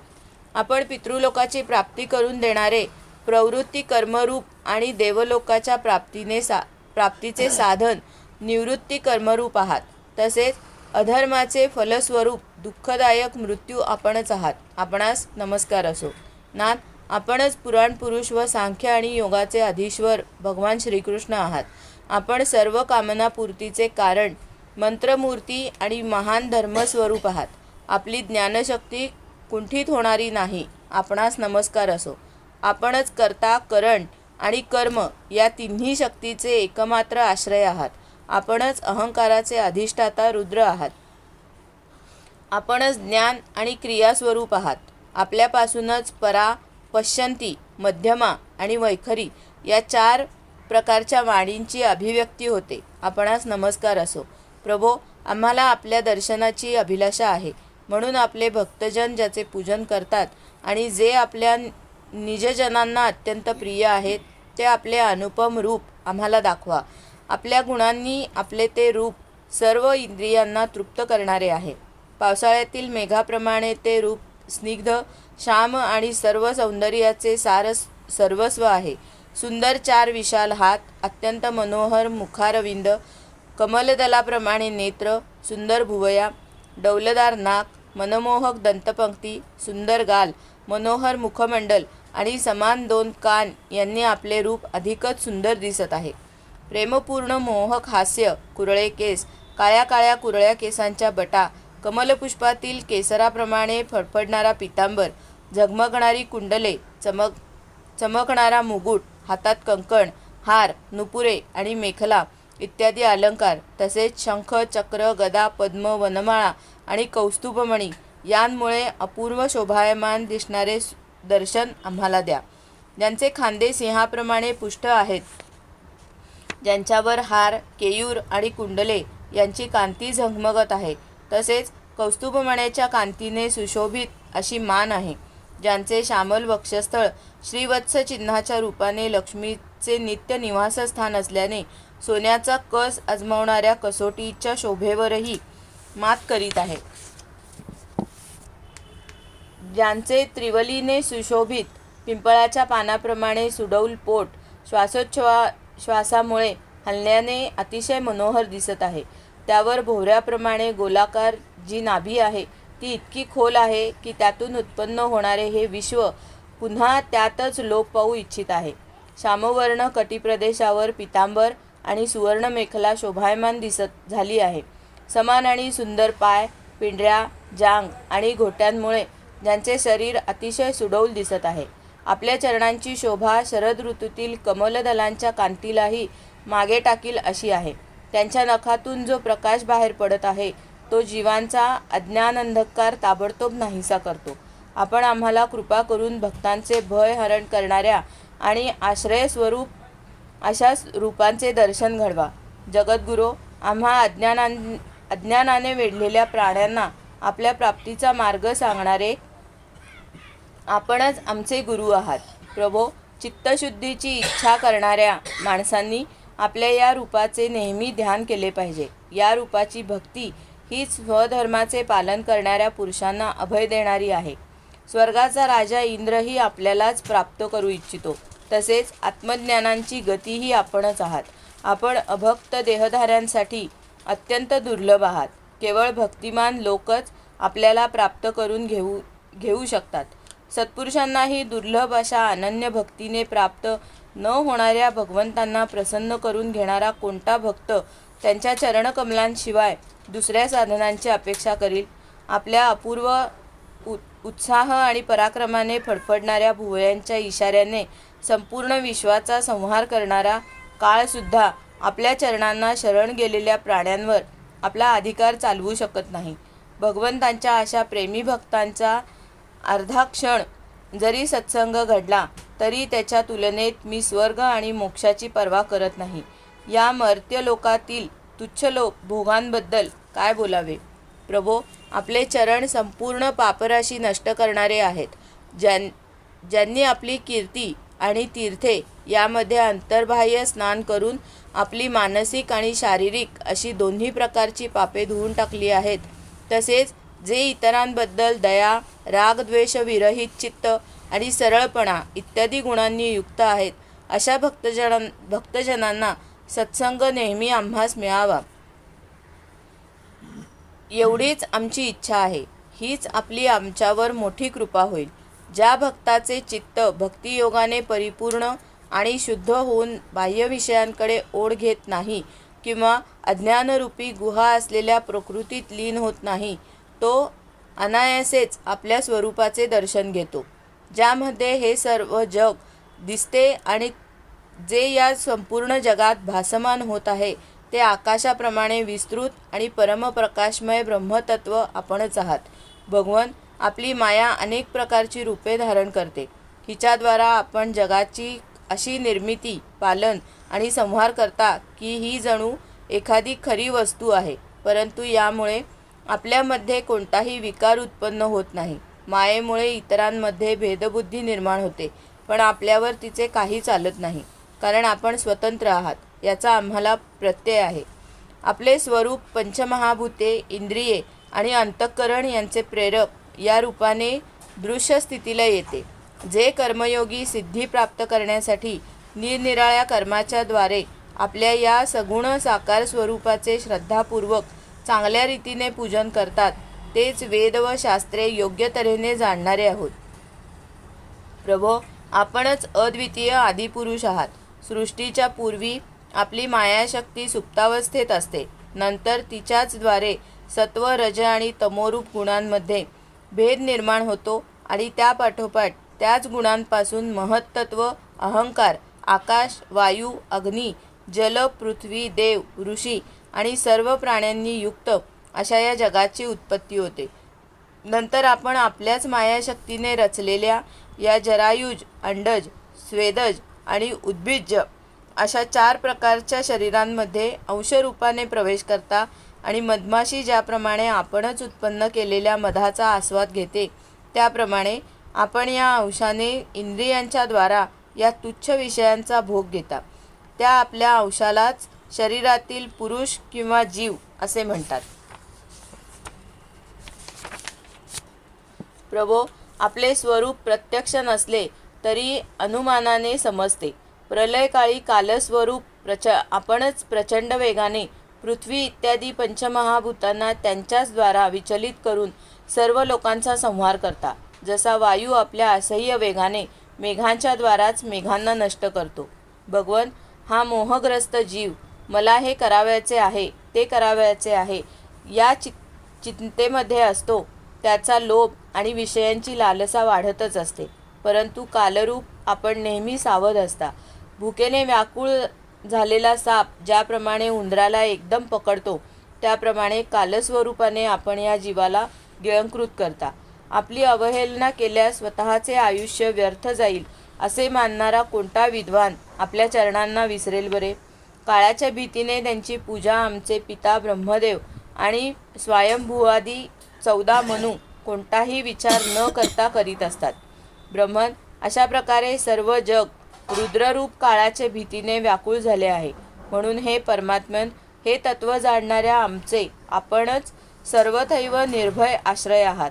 हे राजकुमारांनो, विशुद्ध भावाने स्वधर्माचे आचरण करीत भगवंतामध्ये चित्त लावून मी सांगितलेल्या या स्तोत्राचा तुम्ही जप करीत राहा. तुमचे कल्याण असो. सर्व भूतार्थे आम्ही व तुमच्या अंतःकरणामध्ये असलेल्या परमात्म्या श्रीहरीचेच तुम्ही वारंवार स्तवन आणि चिंतन करीत पूजन करा. मी तुम्हाला सांगितलेले हे योगादेश नावाचे स्तोत्र मनामध्ये धारण करून मुनिव्रताचे आचरण करीत त्याचा एकाग्रतेने आदरपूर्वक अभ्यास करा. हे स्तोत्र पूर्वी जगदविस्तार करू इच्छणाऱ्या प्रजापतींचे पती भगवान ब्रह्मदेवांनी प्रजा उत्पन्न करण्याची इच्छा करणाऱ्या आम्हा भृगू वगैरे पुत्रांना ऐकविले होते. जेव्हा आम्हा प्रजापतींना प्रजेचा विस्तार करायची आज्ञा झाली, तेव्हा याच्याद्वारे आम्ही आपले अज्ञान घालवून अनेक प्रकारची प्रजा उत्पन्न केली होती. आत्तासुद्धा जो भगवतपरायण पुरुष याच्या एकाग्र चित्ताने दररोज जप करील, त्याचे तत्काळ कल्याण होईल. या लोकी सर्व प्रकारच्या कल्याण साधनांमध्ये मोक्षदायक ज्ञानच सर्वश्रेष्ठ आहे. ज्ञाननौकेत बसलेला पुरुष अनायासेच हा दुस्तर संसार सागर पार करून जातो. भगवंतांची आराधना करणे जरी कठीण असले तरी मी सांगितलेल्या या स्तोत्राचा जो श्रद्धापूर्वक पाठ करील, तो त्यांना प्रसन्न करून घेईल. सर्व कल्याण साधनांचे प्राप्तव्य एक भगवंतच आहेत. म्हणून मी गायलेल्या या स्तोत्राने त्यांना प्रसन्न करून जो कोणी जे काही मागेल ते त्याला प्राप्त होईल. जो पुरुष प्रातःकाळी उठून श्रद्धापूर्वक हात जोडून हे ऐकेल किंवा ऐकविल, तो सर्व प्रकारच्या कर्मबंधनातून मुक्त होईल. हे राजकुमारांनो, परमपुरुष परमात्म्याचे मी तुम्हाला हे जे स्तोत्र ऐकविले, त्याचा एकाग्र चित्तेने जप करीत तुम्ही मोठे तप करावे. ते पूर्ण झाल्यावर यापासूनच तुम्हाला इच्छित फळ प्राप्त होईल. अध्याय 24 समाप्त. गोपाल कृष्ण भगवान की जय. हरये नमः, हरये नमः, हरये नमः. मंगलमूर्ती मोरया. श्रीमद्भागवत महापुराण की जय. वेदव्यास भगवान की जय. श्री शुक भगवान की जय. ओम नमो भगवते वासुदेवाय. स्कंद 4 अध्याय 25. पुरंजन आख्यानाचा प्रारंभ. मैत्रेय म्हणतात, या उपदेशानंतर प्रचेतांनी शंकरांची पूजा केली. यानंतर ते राजकुमारांच्या देखत तेथेच अंतर्धान पावले. सर्व प्रचेतांनी पाण्यात उभे राहून भगवान रुद्रांनी सांगितलेल्या स्तोत्राचा जप करीत 10,000 वर्ष तपश्चर्या केली. या दिवसात राजा प्राचीन बर्हीचे चित्त कर्मकांडात रममाण झाले होते. अध्यात्मविद्या विशारद परमकृपाळू नारदांनी त्याला उपदेश दिला. ते म्हणाले की राजन, या कर्माच्या योगाने तू आपले कोणते कल्याण करून घेऊ इच्छितोस? दुःखाचा आत्यंतिक नाश आणि परमानंदाची प्राप्ती याचे नाव कल्याण आहे. ते तर कर्मामुळे होत नाही. राजा म्हणाला, देवर्षे, माझी बुद्धी कर्मामध्ये आसक्त असल्याने मला परमकल्याणाबद्दल काहीही कल्पना नाही. आपण मला विशुद्ध ज्ञानाचा उपदेश करावा, ज्यामुळे मी या कर्मबंधनातून सुटू शकेन. जो अज्ञानी मिथ्याधर्म असलेल्या गृहस्थाश्रमात रममाण होऊन पुत्र, स्त्री आणि धन यांनाच परमपुरुषार्थ मानतो, तो संसाराच्या अरण्यातच भटकत राहिल्या कारणाने ते परमकल्याण प्राप्त करू शकत नाही. श्री नारद म्हणाले, हे राजा, तू यज्ञामध्ये निर्दयपणे ज्या हजारो पशूंचा बळी दिलास त्यांना आकाशात पहा. हे सर्व दिलेले क्लेश आठवीत बदला घेण्यासाठी तुझी वाट पाहत आहेत. तू मेल्यानंतर परलोकात जाशील, तेव्हा ते हे अत्यंत क्रोधाने तुला आपल्या लोखंडी शिंगांनी भोसकतील. याविषयी मी तुला एक प्राचीन इतिहास सांगतो. ते पुरंजनाचे चरित्र आहे. तू ते माझ्याकडून लक्षपूर्वक ऐक. राजन, पूर्वी पुरंजन नावाचा एक मोठा कीर्तिमान राजा होऊन गेला. अविज्ञात नावाचा त्याचा एक मित्र होता. त्याची करणी कोणीही जाणू शकत नव्हता. आपल्याला राहण्यासाठी योग्य असे ठिकाण शोधण्यासाठी पुरंजन राजा पृथ्वीवर सगळीकडे फिरला, परंतु त्याला कोठेही अनुरूप स्थान न मिळाल्याने तो काहीसा खिन्न झाला. त्याला निरनिराळ्या भोगांची लालसा होती. त्यासाठी त्याने पृथ्वीवरील जेवढी नगरे बघितली त्यापैकी एकही त्याच्या पसंतीस उतरले नाही. एक दिवस त्याने हिमालयाच्या दक्षिणेकडील शिखरांवर एक 9 दारे असलेले नगर पाहिले. ते सर्व सुलक्षणांनी संपन्न होते. सर्व बाजूंनी तट, बागबगीचे, मार्ग, खंडक, खिडक्या आणि राजद्वारांनी सुशोभित असे ते नगर होते. ते सोने, चांदी तसेच लोखंडी शिखरांच्या भवनांनी भरलेले होते. त्यांच्या महालातील फरशा नीलम, स्फटिक, वैडूर्य, मोती, पाचू आणि लाल यांनी बनवलेल्या होत्या. नागांची राजधानी भोगवती हिच्या कांतीप्रमाणे त्या नगरीची कांती होती. तेथे जिकडे तिकडे अनेक सभागृहे, चौक, सडका, क्रीडा भवने, बाजार, विश्रामस्थाने, ध्वज, पताका आणि प्रवाळांचे चबुतरे दिसत होते. त्या नगराच्या बाहेर दिव्य वृक्ष आणि वेली यांनी भरलेला एक बगीचा होता. त्यामध्ये एक सरोवर होते. त्यात अनेक पक्षी किलबिलत होते आणि भ्रमर गुंजारव करीत होते. सरोवराच्या तटावर जी झाडे होती त्यांच्या डहाळ्या आणि पाने शीतल निर्झराच्या जलकणांनी युक्त अशा वसंतातील वायूने हलत होती आणि अशा प्रकारे ती तटावरील भूमीची शोभा वाढवत होती. तेथील वन्य पशु सुद्धा मुनिजनांप्रमाणे अहिंसावादी व्रतांचे पालन करणारे होते, म्हणून त्यांच्यापासून कोणाला काहीही त्रास होत नसे. तेथे चालणाऱ्या कोकिळ कूजनामुळे वाटेवरून जाणाऱ्या लोकांना तो बगीचा आपल्याला बोलवीत आहे असे वाटत होते. राजाने तेथे योगायोगाने आलेल्या एका सुंदर स्त्रीला पाहिले. तिच्याबरोबर 10 सेवक होते आणि त्यातील प्रत्येक जण 100 नायिकांचा पती होता. एक 5 फण्यांचा साप रक्षक म्हणून तिथे सर्व बाजूंनी रक्षण करत होता. ती सुंदरी किशोरी होती आणि विवाहासाठी एक श्रेष्ठ पुरुषाच्या शोधात होती.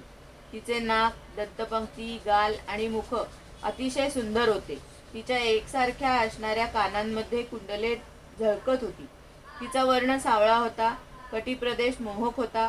तिने पिवळ्या रंगाची साडी परिधान केली होती. तिच्यावर सोन्याचा कंबरपट्टा होता आणि चालताना तिच्या पायातील नुपुरे झंकारत होती. ती एखाद्या देवीसारखीच दिसत होती. हत्तीसारखी चाल असलेली ती बाला किशोरावस्थेची सूचना देणाऱ्या आपल्या गाल एकसारख्या आणि एकमेकांना भिडलेल्या स्तनांना लाजेमुळे पदराने झाकून घेत होती. तिच्या प्रेम व्यक्त करणाऱ्या चंचल भुवयांनी आणि स्नेहयुक्त कटाक्ष बाणांनी घायाळ होऊन वीर पुरंजनाने लज्जायुक्त स्मितहास्याने अधिक सुंदर दिसणाऱ्या तिला मधुर वाणीने म्हटले, हे कमलदल लोचने, तू कोण आहेस?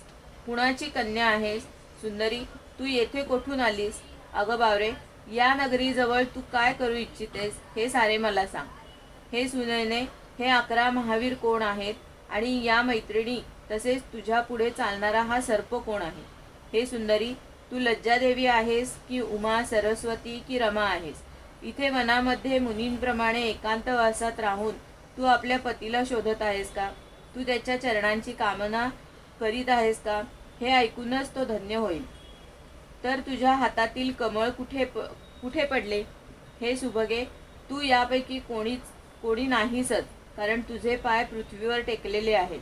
बरे, तू जर कोणी मानवी असशील तर लक्ष्मी ज्याप्रमाणे भगवान विष्णूंच्या बरोबर वैकुंठाची शोभा वाढवते, त्याप्रमाणे तू माझ्याबरोबर या श्रेष्ठ नगरीला अलंकृत कर, कारण मी मोठा वीर आणि पराक्रमी आहे.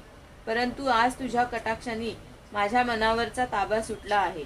तुझा लज्जित आणि रतिभावाने भरलेला सुहास्य नेत्र संकेत पाहिल्याने हा शक्तिशाली कामदेव मला पीडा देऊ लागला आहे. म्हणून हे सुंदरी, तू आता माझ्यावर कृपा कर. हे शुची स्मिते, सुंदर भुवया आणि आकर्षक डोळ्यांनी सुशोभित असणारे तुझे मुखकमल या लांब लांब काया कुरळ्या केसांनी घेरलेले आहे. तुझ्या मुखातून निघालेले शब्द मोठे गोड आणि मन वेधून घेणारे आहेत.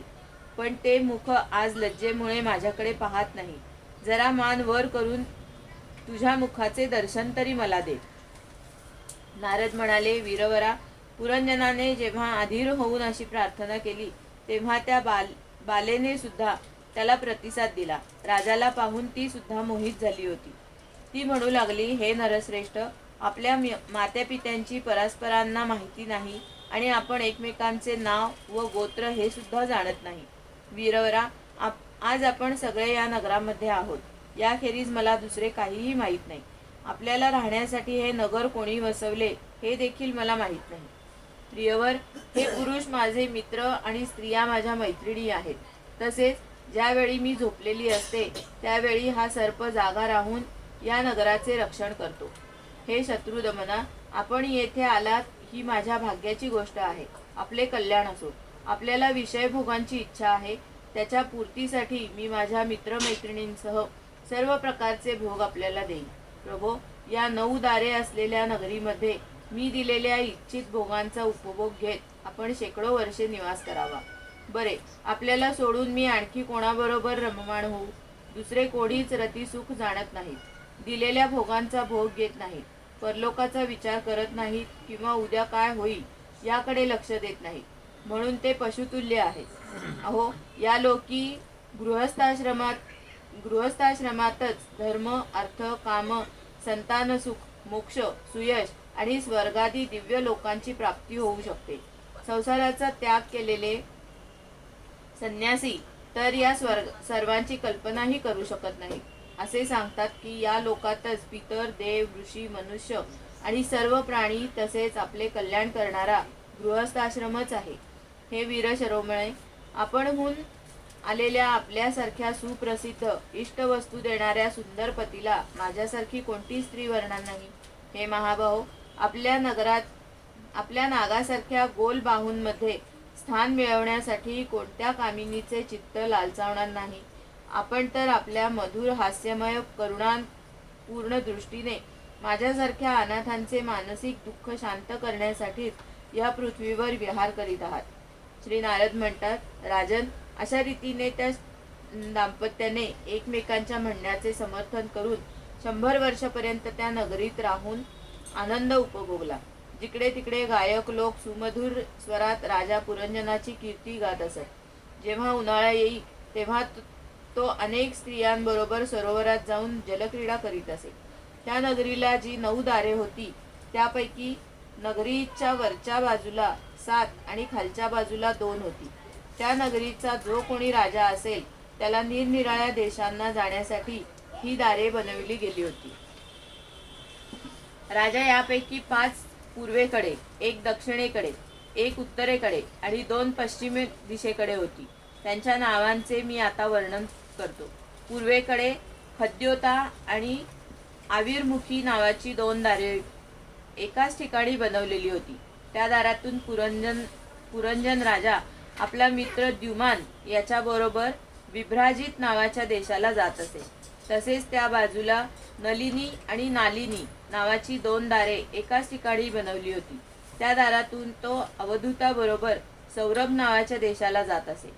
पूर्व दिशेला मुख्य नावाचे जे 5वे दार होते त्यातून तो रसज्ञ आणि विपण यांच्याबरोबर अनुक्रमे बहुधन आणि आपल्या नावाच्या देशांना जात असे.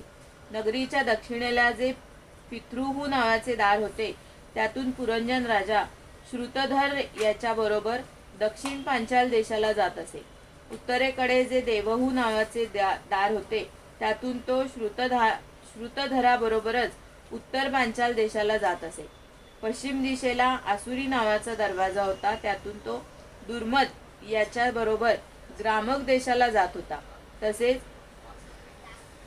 निवृत्ती नावाचे जे दुसरे पश्चिम द्वार होते त्यातून तो लुब्धकाबरोबर वैशस नावाच्या देशाला जात होता. या नगरीत राहणाऱ्यांपैकी निर्वाक आणि पेशस्कुत नावाचे 2 नागरिक अंध होते. राजा पुरंजन डोळे असणाऱ्या नागरिकांचा राजा असूनही तो यांच्या सहाय्याने सगळीकडे जात असे व सर्व प्रकारची कार्य करीत असे. जेव्हा तो आपला प्रधान सेवक विशुचित याच्याबरोबर अंतःपुरात जात असे तेव्हा त्याला स्त्री पुत्र यांच्यामुळे होणारा मोह, प्रसन्नता आणि आनंद या भावनांचा अनुभव येत असे. निरनिराळ्या कर्मामध्ये त्याचे चित्त गुंतले होते आणि कामाच्या अधीन झाल्यामुळे फसलेला तो मूर्ख राणी जे जे काम करी तेच तोही करीत असे. ती जेव्हा मद्यपान करीत असे तेव्हा हाही मदिरापान करून धुंद होत असे. जेव्हा भोजन करीत असे तेव्हा हाही भोजन करू लागे. जेव्हा ती काही खात असेल तेव्हा हाही तोच पदार्थ खात असे. अशा प्रकारे कधी ती गात असता गाऊ लागे, रडत असता रडे, हसत असता हसे आणि बोलल्यावर बोलू लागत असे. ती पळू लागली तर हाही पळत असे, उभी राहिली तर आपणही उभा राही, झोपली तर आपणही झोपे आणि बसली तर आपणही बसून राही. कधी ती ऐकू लागे तेव्हा हाही ऐकत असे, पाहत असेल तर पाहू लागे, हुंगत असेल तर हुंगू लागे आणि तिने एखाद्या वस्तूला स्पर्श केला तर हाही स्पर्श करीत असे. कधी त्याची प्रिया शोकाकुल होई तेव्हा हा आपणही अत्यंत दीन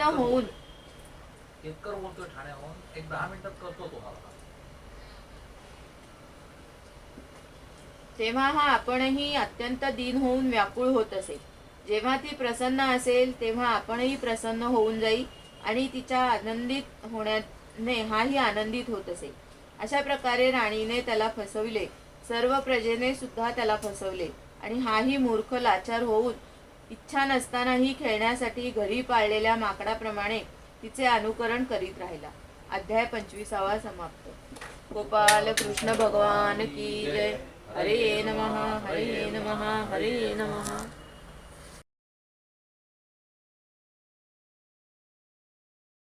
मंगलमूर्ती मोरया. भागवत महापुराण की जय. व्यास भगवान की जय. श्री शुक भगवान की जय. गोपाल कृष्ण भगवान की जय. ओम नमो भगवते वासुदेवाय. स्कंद 4 अध्याय 26. राजा पुरंजनाचे शिकारीसाठी वनात जाणे आणि राणीला राग येणे. श्री नारद म्हणतात, एक दिवस हा पुरंजन सोन्याचे चिलखत घालून विशाल धनुष्य आणि अक्षय भाते घेऊन 11व्या सेनापतीसह 5 सोन्यांच्या भरधाव धावणाऱ्या रथात बसून पंचप्रस्थ नावाच्या वनात गेला. त्या रथाला 2 दांड्या, 2 चाके, 1 धुरा, 3 ध्वजदंड, 5 दोरखंड, 1 लगाम, 1 सारथी, 1 आसन, 2 जू, 5 आयुधे आणि 7 आवरणे होती. तो 5 प्रकारच्या चालींनी चालत असे. तसेच तो सोन्याने मढवला होता. आपल्या प्रियतमेला क्षणभर सुद्धा सोडणे राजाला कठीण होते. तरी सुद्धा त्या दिवशी शिकारीच्या नादाने तो तिची पर्वा न करता मोठ्या गर्वाने धनुष्यबाण घेऊन शिकार करू लागला. त्यावेळी त्याची आसुरी वृत्ती वाढल्याने त्याचे हृदय इतके कठोर आणि दयाशून्य झाले होते की त्याने आपल्या तीक्ष्ण बाणांनी पुष्कळशा जंगली प्राण्यांचा वध केला.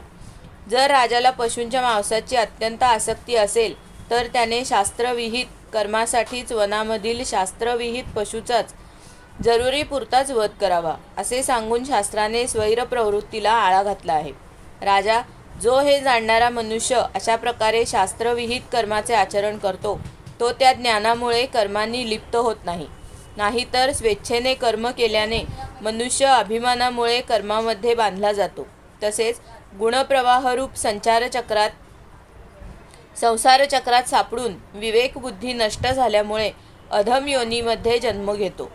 पुरंजनाच्या निरनिराळ्या पंखांच्या बाणांनी छिन्नविच्छिन्न होऊन अनेक जीव दुःखाने प्राण सोडू लागले. त्याचा तो संहार पाहून दयाळू माणसे दुःखी झाली.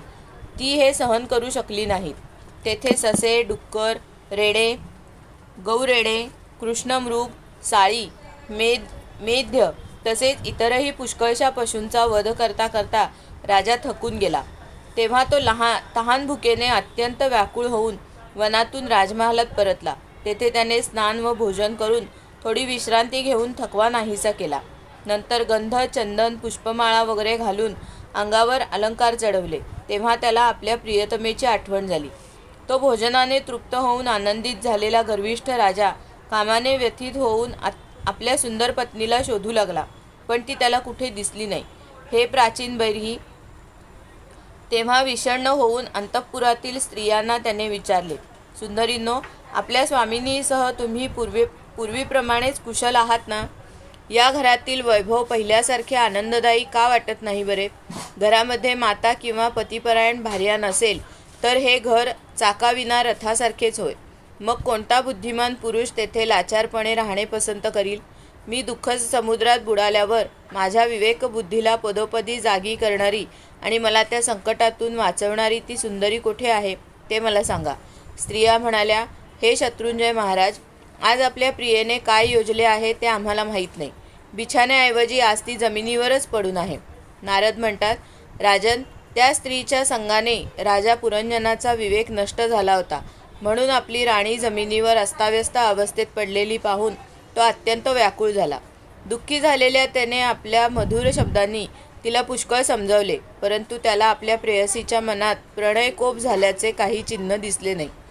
मंदरणी करण्यात तो तरबेज होता. म्हणून आता पुरंजनाने हळूहळू तिची मंदरणी करणे सुरू केले. त्याने प्रथम तिचे पाय धरले आणि नंतर मांडीवर बसवून घेऊन मोठ्या प्रेमाने तो म्हणू लागला. पुरंजन म्हणाला, हे सुंदरी, स्वामी ज्यांना अपराध करूनही आपले समजून शिकवण देण्यासाठी उचित शिक्षा करीत नाहीत ते सेवक खात्रीने भाग्यहीनच होत. स्वामीने सेवकाला केलेली शिक्षा म्हणजे त्याच्यावर केलेली कृपाच होय. हे जे सेवक मूर्ख असतील त्यांना क्रोधामुळे समजत नाही. सुंदर दंतपंक्ती आणि मनोहर भुवयांमुळे शोभिवंत दिसणाऱ्या हे मनस्विनी, आता राग आवर आणि एक वेळ मला आपला समजून प्रेमपूर्ण लाजेने झुकलेले आणि मधुर हास्ययुक्त असे आपले सुंदर मुख मला दाखव. हा, भुवयांच्या रांगेप्रमाणे असणारे काळे कुरळे केस, उभार नासिका आणि सुमधुर वाणीमुळे तुझे मुख कसे मनमोहक दिसत आहे. हे वीरपत्नी, जर दुसऱ्या कोणी तुझा अपराध केला असेल तर मला सांग. जर तो अपराधी ब्राह्मण कुळातील नसेल तर मी त्याला आत्ता लगेच शिक्षा करतो. भगवंतांचे भक्त सोडून मला या त्रैलोक्यात किंवा त्याच्या बाहेर असा कोणी दिसत नाही की जो तुझा अपराध करून निर्भय आणि आनंदाने राहील.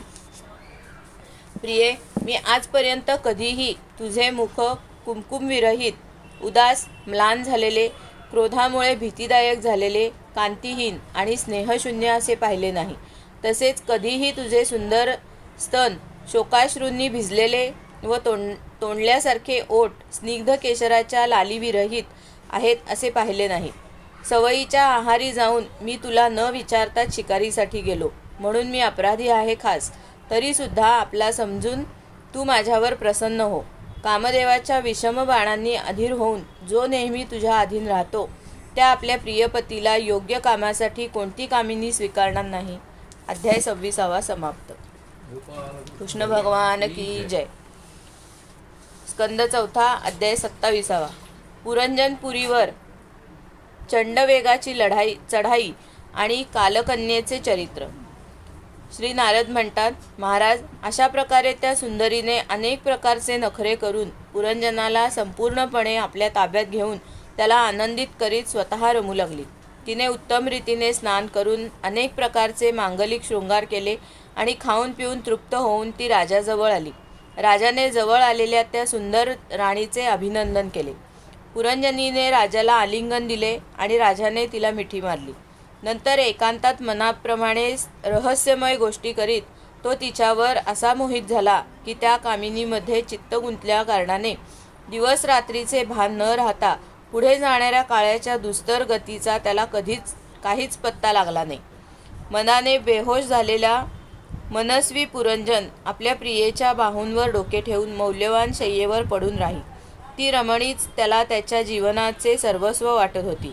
अज्ञानाने झाकला गेल्या कारणाने त्याला आत्मा आणि परमात्मा याचे काहीच ज्ञान राहिले नाही. राजा अशा रीतीने कामातूर चित्ताने तिच्याबरोबर विहार करता करता राजा पुरंजनाचे तारुण्य अर्ध्या क्षणासारखे निघून गेले. हे प्रजापते, त्या पुरंजनीपासून राजा पुरंजनाला 1100 पुत्र आणि 110 कन्या झाल्या. हे सर्वजण मातापित्यांचे यश वाढवणारे आणि सुशीलता, औदार्य इत्यादी गुणांनी युक्त होते. ते पौरंजनी नावाने प्रख्यात झाले. एवढ्यात त्या सम्राटाच्या दीर्घ आयुष्याचा निम्मा कालावधी निघून गेला. नंतर पांचालराज पुरंजनाने पितृवंशाची वृद्धी करणाऱ्या पुत्रांचा वधूंबरोबर आणि कन्यांचा त्यांना योग्य अशा वरांशी विवाह लावून दिला. पुत्रांपैकी प्रत्येकाला 100 पुत्र झाले. ते पुरंजनाच्या वंशवृद्धीला प्राप्त होऊन तो वंश सर्व पांचाल देशात फैलावला.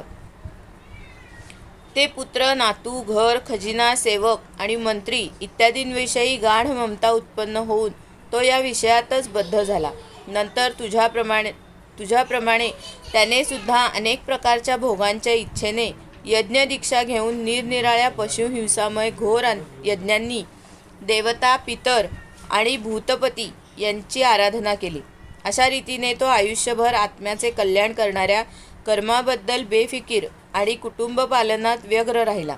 शेवटी स्त्री लंपट पुरुषांना अप्रिय वाटणारा वृद्धावस्थेचा काळ आला.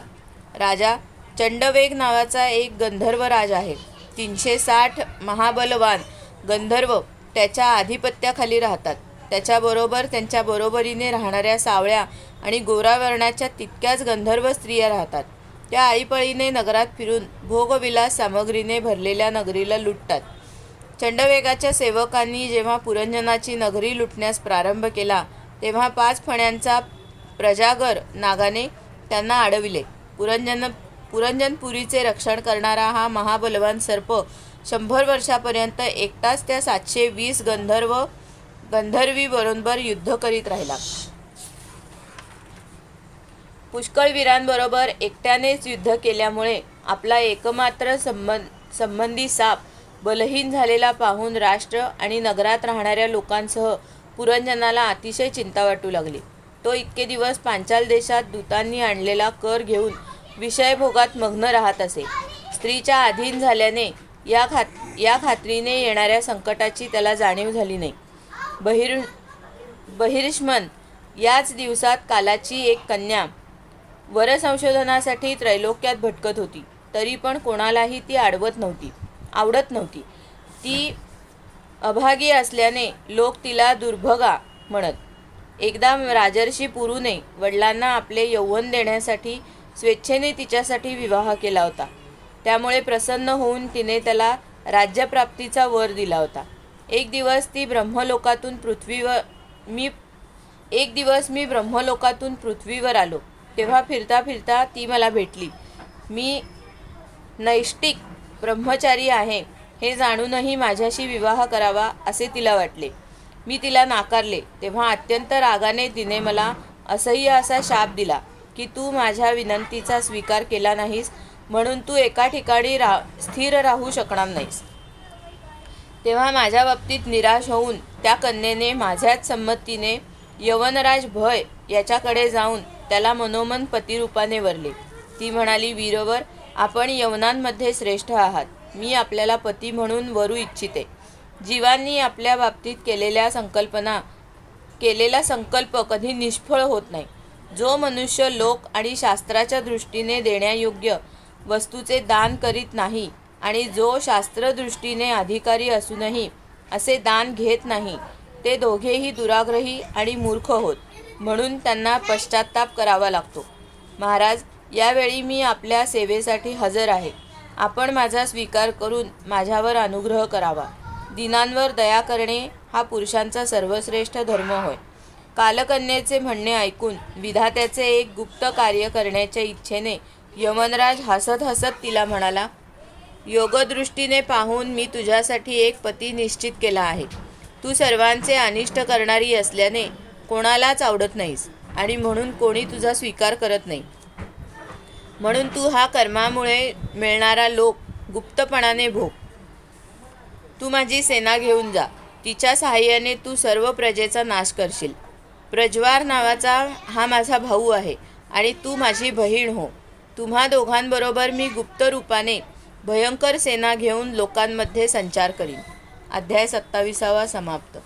गोपाल कृष्ण भगवान की जय. हरये नमः, हरये नमः, हरये नमः. मंगलमूर्ती मोरया, गोपाल कृष्ण भगवान की जय, भागवत महापुराण की जय, वेद व्यास भगवान की जय, श्री शुक भगवान की जय, ओम नमो भगवान की जय, ओम नमो भगवते वासुदेवाय.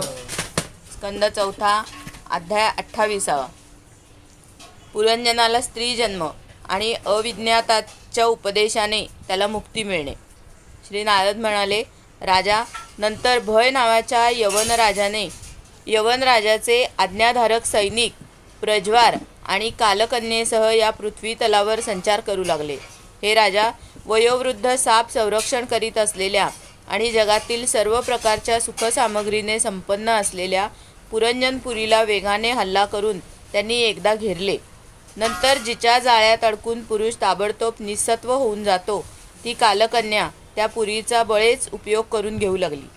त्यावेळी ते यवनसुद्धा कालकन्येकडून उपभोगल्या जाणाऱ्या त्या पुरीला सर्व बाजूंनी वेढा देऊन निरनिराळ्या दारातून आत घुसून त्या पुरीचा विध्वंस करू लागले.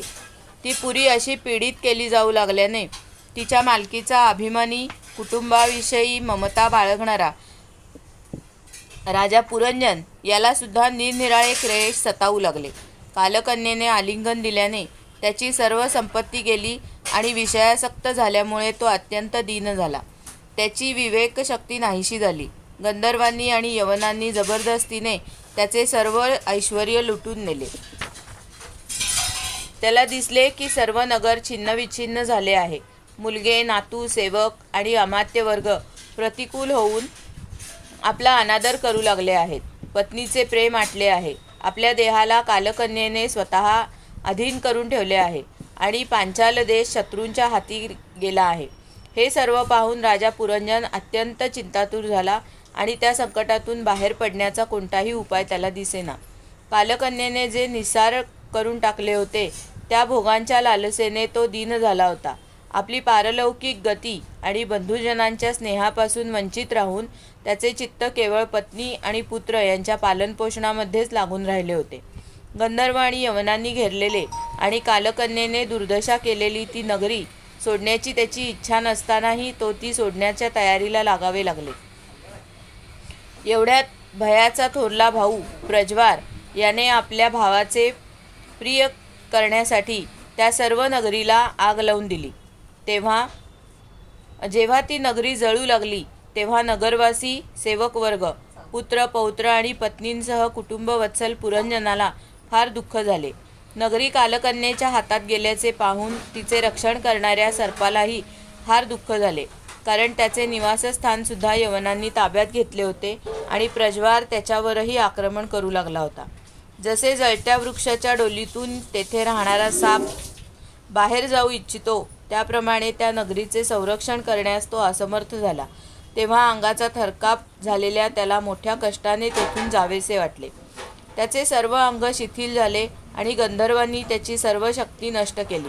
शिवाय तो जात आहे असे पाहून यवन शत्रूंनी त्याला अडविले. तेव्हा तो दुःखी होऊन रडू लागला. गृहासक्त झालेला पुरंजन देह, घर इत्यादींमध्ये मी माझेपणाचा भाव ठेवल्याने अत्यंत बुद्धिहीन झाला होता. स्त्रीच्या प्रेमपाशात अडकून तो अत्यंत दीन झाला होता. आता त्यांचा वियोग होण्याची वेळ आली. तेव्हा त्याने आपली कन्या, पुत्र, नातवंडे, नातसुना, जावई, नोकर चाकर, घर, खजिना शिवाय इतर अनेक ज्या पदार्थांमध्ये त्याची ममता शिल्लक होती त्या सर्वांविषयी तो अशी चिंता करू लागला. अरे रे, जेव्हा मी परलोकात जाईन तेव्हा माझी पत्नी असहाय्य होऊन आपला निर्वाह कसा करील? मुलाबाळांची चिंताच तिला खाऊन टाकील. मी जेवल्याशिवाय ही जेवत नसे, स्नान केल्याशिवाय स्नान करीत नसे, नेहमी माझ्या सेवेत तत्पर राहत असे. मी रुसलो तर ती भयभीत होत असे आणि मी तिला फटकारू लागलो तरी ती भीतीने गप्प बसत असे. माझ्याकडून काही चूक झाली तर ती मला सावध करीत असे. माझ्याविषयी तिला इतके प्रेम आहे की जेव्हा मी कधी परप्रांतात जात असे तेव्हा ही विरह व्यथेने क्षीण होत असे. ही वीरमाता असली तरी माझ्या पश्चात ही घरचे व्यवहार चालवू शकेल काय? केवळ माझ्यावर अवलंबून असणारे हे कन्या, पुत्र मी गेल्यावर कसे जिवंत राहू शकतील? समुद्रात नाव फुटल्यावर प्रवाशांची जी अवस्था होते तशी यांची अवस्था होईल. असा शोक करणे उचित नसून सुद्धा अज्ञाताने अज्ञानाने पुरंजन दीन होऊन स्त्री पुत्रांसाठी शोकाकुल होत होता. त्याचवेळी त्याला पकडण्यासाठी भय नावाचा यमनराज तेथे येऊन थडकला. पशूंप्रमाणे बांधून जेव्हा यवनलोक त्याला आपल्या ठिकाणी घेऊन चालले तेव्हा त्याचे सेवक अत्यंत असहाय्य आणि शोकाकुल होऊन त्याच्याबरोबर गेले. यवनांनी अडकवलेला सर्पसुद्धा ती नगरी सोडून सर्वांच्या बरोबर गेला. तो तेथून जाताच सर्व नगरी छिन्नविच्छिन्न होऊन आपल्या मूळ स्वरूपात विलीन झाली. अशा रीतीने महाबलाढ्य यमनराजाने बळेच ओढून नेऊन सुद्धा राजा पुरंजनाला अज्ञानामुळे आपला हितेच्छू आणि जुना मित्र अविज्ञात याची आठवण झाली नाही. त्या निर्दयी राजाने ज्या पशूंना यज्ञात बळी दिले होते ते त्याने दिलेल्या यातनांची आठवण होऊन क्रोधाने त्याला कुऱ्हाडीने तोडू लागले.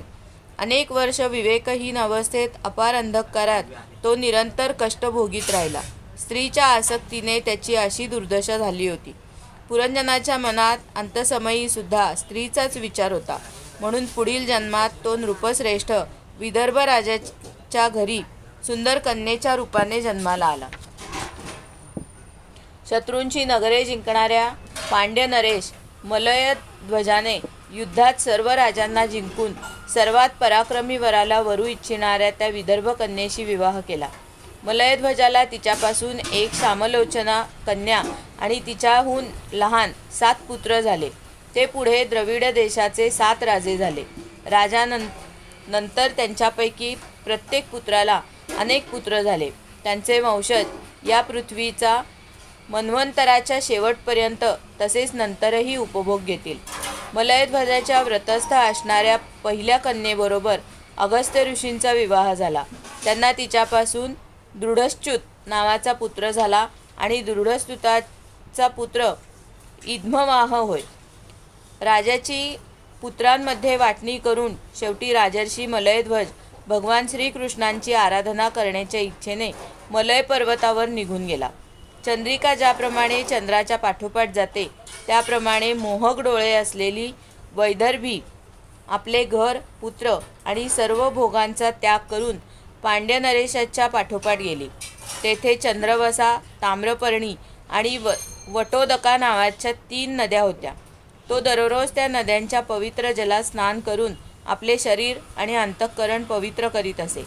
तेथे राहून त्यांनी कंदमुळे, बी, मुळे, फळे, फुले, पाने, गवत आणि पाण्यावरच निर्वाह करीत कडक तप केले. त्यामुळे हळूहळू त्यांचे शरीर फारच कृश झाले. मलयध्वजाने सगळीकडे समदृष्टी ठेवून थंडी, ऊन, पाऊस, वारा, तहान, भूक, प्रिय अप्रिय, सुख दुःख इत्यादी सर्व द्वंद्वांवर विजय मिळवला. तप आणि उपासना करून वासना नाहीशा केल्या. तसेच यमनियमांचे पालन करून इंद्रिये, प्राण आणि मन यांना वश करून तो अध्यात्मामध्ये ब्रह्मभावना करू लागला. अशा प्रकारे 100 दिव्य वर्षे तो एखाद्या खुंटाप्रमाणे निश्चलपणे एकाच ठिकाणी बसून राहिला. भगवान वासुदेवांमध्ये आत्यंतिक प्रेम निर्माण झाल्याने त्याला शरीरादीचे सुद्धा भान राहिले नाही. राजा गुरुस्वरूप साक्षात भगवान श्रीहरींनी उपदेश केलेल्या आणि आपल्या अंतःकरणात सर्व बाजूंनी स्फुरण पावणाऱ्या विशुद्ध ज्ञानदीपामुळे अंतःकरणाच्या वृत्तींचा प्रकाशक आत्मा स्वप्नावस्थेप्रमाणे देहादी सर्व उपाधींमध्ये व्याप्त असून त्यापासून वेगळाही आहे असा अनुभव घेऊन तो सर्व बाजूंनी उदासीन झाला. नंतर आपल्या आत्म्याला परमात्म्यामध्ये आणि परब्रह्माला आत्म्यामध्ये अभिन्न रूपाने पाहून शेवटी हे चिंतनही सोडून देऊन तो पूर्णपणे शांत झाला. राजा यावेळी पतिपरायण वैदर्भी सर्व प्रकारच्या भोगांचा त्याग करून आपला परमधर्मज्ञ पती मलयध्वज याची मोठ्या प्रेमाने सेवा करीत होती. ती वल्कले धारण करीत असे. व्रते, उपवास केल्यामुळे तिचे शरीर अत्यंत कुश झाले होते आणि डोक्यावरील केसांचा गुंता झाल्या कारणाने त्यांना गाठी पडल्या होत्या. त्यावेळी ती आपल्या पतीजवळ ज्वाळा नसलेल्या अग्नीप्रमाणे शांत दिसत होती. तिच्या पतीचे प्राणोत्कमन झाले होते, परंतु तो नेहमीप्रमाणे स्थिर आसनावर बसलेला होता. हे तिला माहीत नसल्यामुळे त्याच्याजवळ जाऊन ती नेहमीप्रमाणे त्याची सेवा करू लागली. चरण चुरतेवेळी जेव्हा तिला आपल्या पतीच्या चरणात मुळीच उष्णता नाही असे जाणवले तेव्हा तिचे चित्त कळपातून दूर गेलेल्या हरणीप्रमाणे व्याकुळ झाले. त्या निर्जन वनात आपण एकटीच आणि दीन अवस्थेत आहोत असे पाहून ती अत्यंत शोकाकुल झाली आणि आपल्या अश्रुधारांनी स्तन भिजवीत जोरजोराने रडू लागली. ती म्हणाली, राजर्षे, उठा उठा. समुद्राने वेढलेली ही पृथ्वी लुटारू आणि अधार्मिक राजे यांच्यामुळे भयभीत झाली आहे. आपण हिचे रक्षण करा. पतीबरोबर वनात गेलेली ती अबला अशा प्रकारे शोक करीत पतीच्या चरणांवर पडून रडून आसवे गाळू लागली. लाकडाची चिता रचून तिच्यावर पतीचे शव ठेवले आणि ती चिता पेटवून शोक करणाऱ्या तिने सती जाण्याचा निश्चय केला. राजा, त्याच वेळी तिचा एक पूर्वीचा मित्र असलेला आत्मज्ञानी ब्राह्मण आला. त्या रडत असलेल्या अबलेला मधुर वाणीने समजावीत तो म्हणाला. ब्राह्मण म्हणाला, तू कोण आहेस? कोणाची मुलगी आहेस? आणि तू ज्याच्यासाठी शोक करीत आहेस तो हा पडलेला पुरुष कोण आहे? तू मला ओळखत नाहीस काय? तू पूर्वी ज्याच्याबरोबर विहार करीत होतीस तो मी तुझा मित्र आहे. सखे, कधी काळी तुझा अविज्ञात नावाचा सखा होता याची तुला आठवण आहे का? मला सोडून तू पृथ्वीवरील भोग भोगण्यासाठी निवासस्थानाच्या शोधासाठी आला होतास. आर्य, पूर्वी तू आणि मी एकमेकांचे मित्र तसेच मानस निवासी हंस होतो. हजारो वर्षेपर्यंत निवासस्थानाशिवायच आज आपण दोघे राहत होतो. परंतु मित्रा, विषयभोगांच्या इच्छेने तू मला सोडून या पृथ्वीवर निघून आलास. इथे फिरत असता तू एका स्त्रीने स्थापन केलेले स्थान पाहिलेस. तिचे 5 बगीचे, 9 दरवाजे, 1 द्वारपाल, 3 तट, 6 वैश्यकुळे आणि 5 बाजार होते. ते स्थान 5 उपादान कारणांनी बनलेले होते आणि त्याची स्वामिनी एक स्त्री होती. महाराज, इंद्रियांची 5 विषयच त्याचे 5 बगीचे होते. 9 इंद्रिये छिद्रे हे 9 दरवाजे होते. तेज, जल, अन्न हे 3 तट होते. मन आणि 5 ज्ञानेंद्रिये ही 6 वैश्यकुळे होती. क्रियाशक्तिरूप 5 कर्मेंद्रियेच बाजार होते. 5 महाभूतेस त्यांचे कधीही क्षीण न होणारे उपादान कारण होते आणि बुद्धिशक्ती त्याची स्वामिनी होती. ते असे नगर होते की जेथे प्रवेश केल्यानंतर पुरुष ज्ञानशून्य होऊन आपल्या स्वरूपाला विसरतो. हे राजा, त्या नगरातील त्या स्वामिनीच्या फंदात पडून तिच्याबरोबर विहार करीत करीत तूही आपल्या स्वरूपाला विसरलास आणि तिच्याच संगतीने तुझीही दुर्दशा झाली आहे. तू त्या विदर्भ राजाची कन्या नाहीस की हा वीर मलयध्वज तुझा पती नाही, जिने तुला 9 दारांच्या नगरात बंद केले होते त्या पुरंजनीचा पती सुद्धा तू नाहीस. तू पहिल्या जन्मात आपल्याला पुरुष समजत होतास आणि आता सती स्त्री मानतोस. ही सर्व मी पसरलेली मायाच आहे. वास्तविक तू पुरुष नाहीस की स्त्री नाहीस. आपण दोघे तर हंस आहोत. आपले जे वास्तविक स्वरूप आहे त्याचा अनुभव घे. मित्रा, जो मी आहे तोच तू आहेस. तू माझ्यापासून वेगळा नाहीस. तूच मी आहे असे तू जाण. ज्ञानी पुरुष आपल्या दोघात किंचितसेही अंतर मानित नाहीत. जसे एक पुरुष आपल्या शरीराचे प्रतिबिंब आरशात आणि दुसऱ्या व्यक्तीच्या डोळ्यात निरनिराळ्या रूपाने पाहतो, त्याचप्रमाणे एकच आत्मा विद्या आणि अविद्येच्या उपाधीच्या भेदामुळे स्वतःला ईश्वर आणि जीव अशा 2 प्रकारात पाहतो. अशा प्रकारे जेव्हा हंसाने त्याला सावध केले तेव्हा तो मानस हंस आपल्या स्वरूपात स्थिर झाला आणि त्याला आपल्या मित्राच्या वियोगामुळे विसरलेल्या ज्ञानाची पुन्हा आठवण झाली.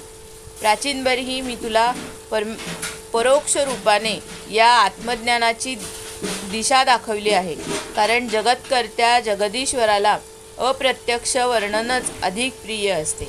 अध्याय 28 समाप्त. गोपाल कृष्ण भगवान की जय.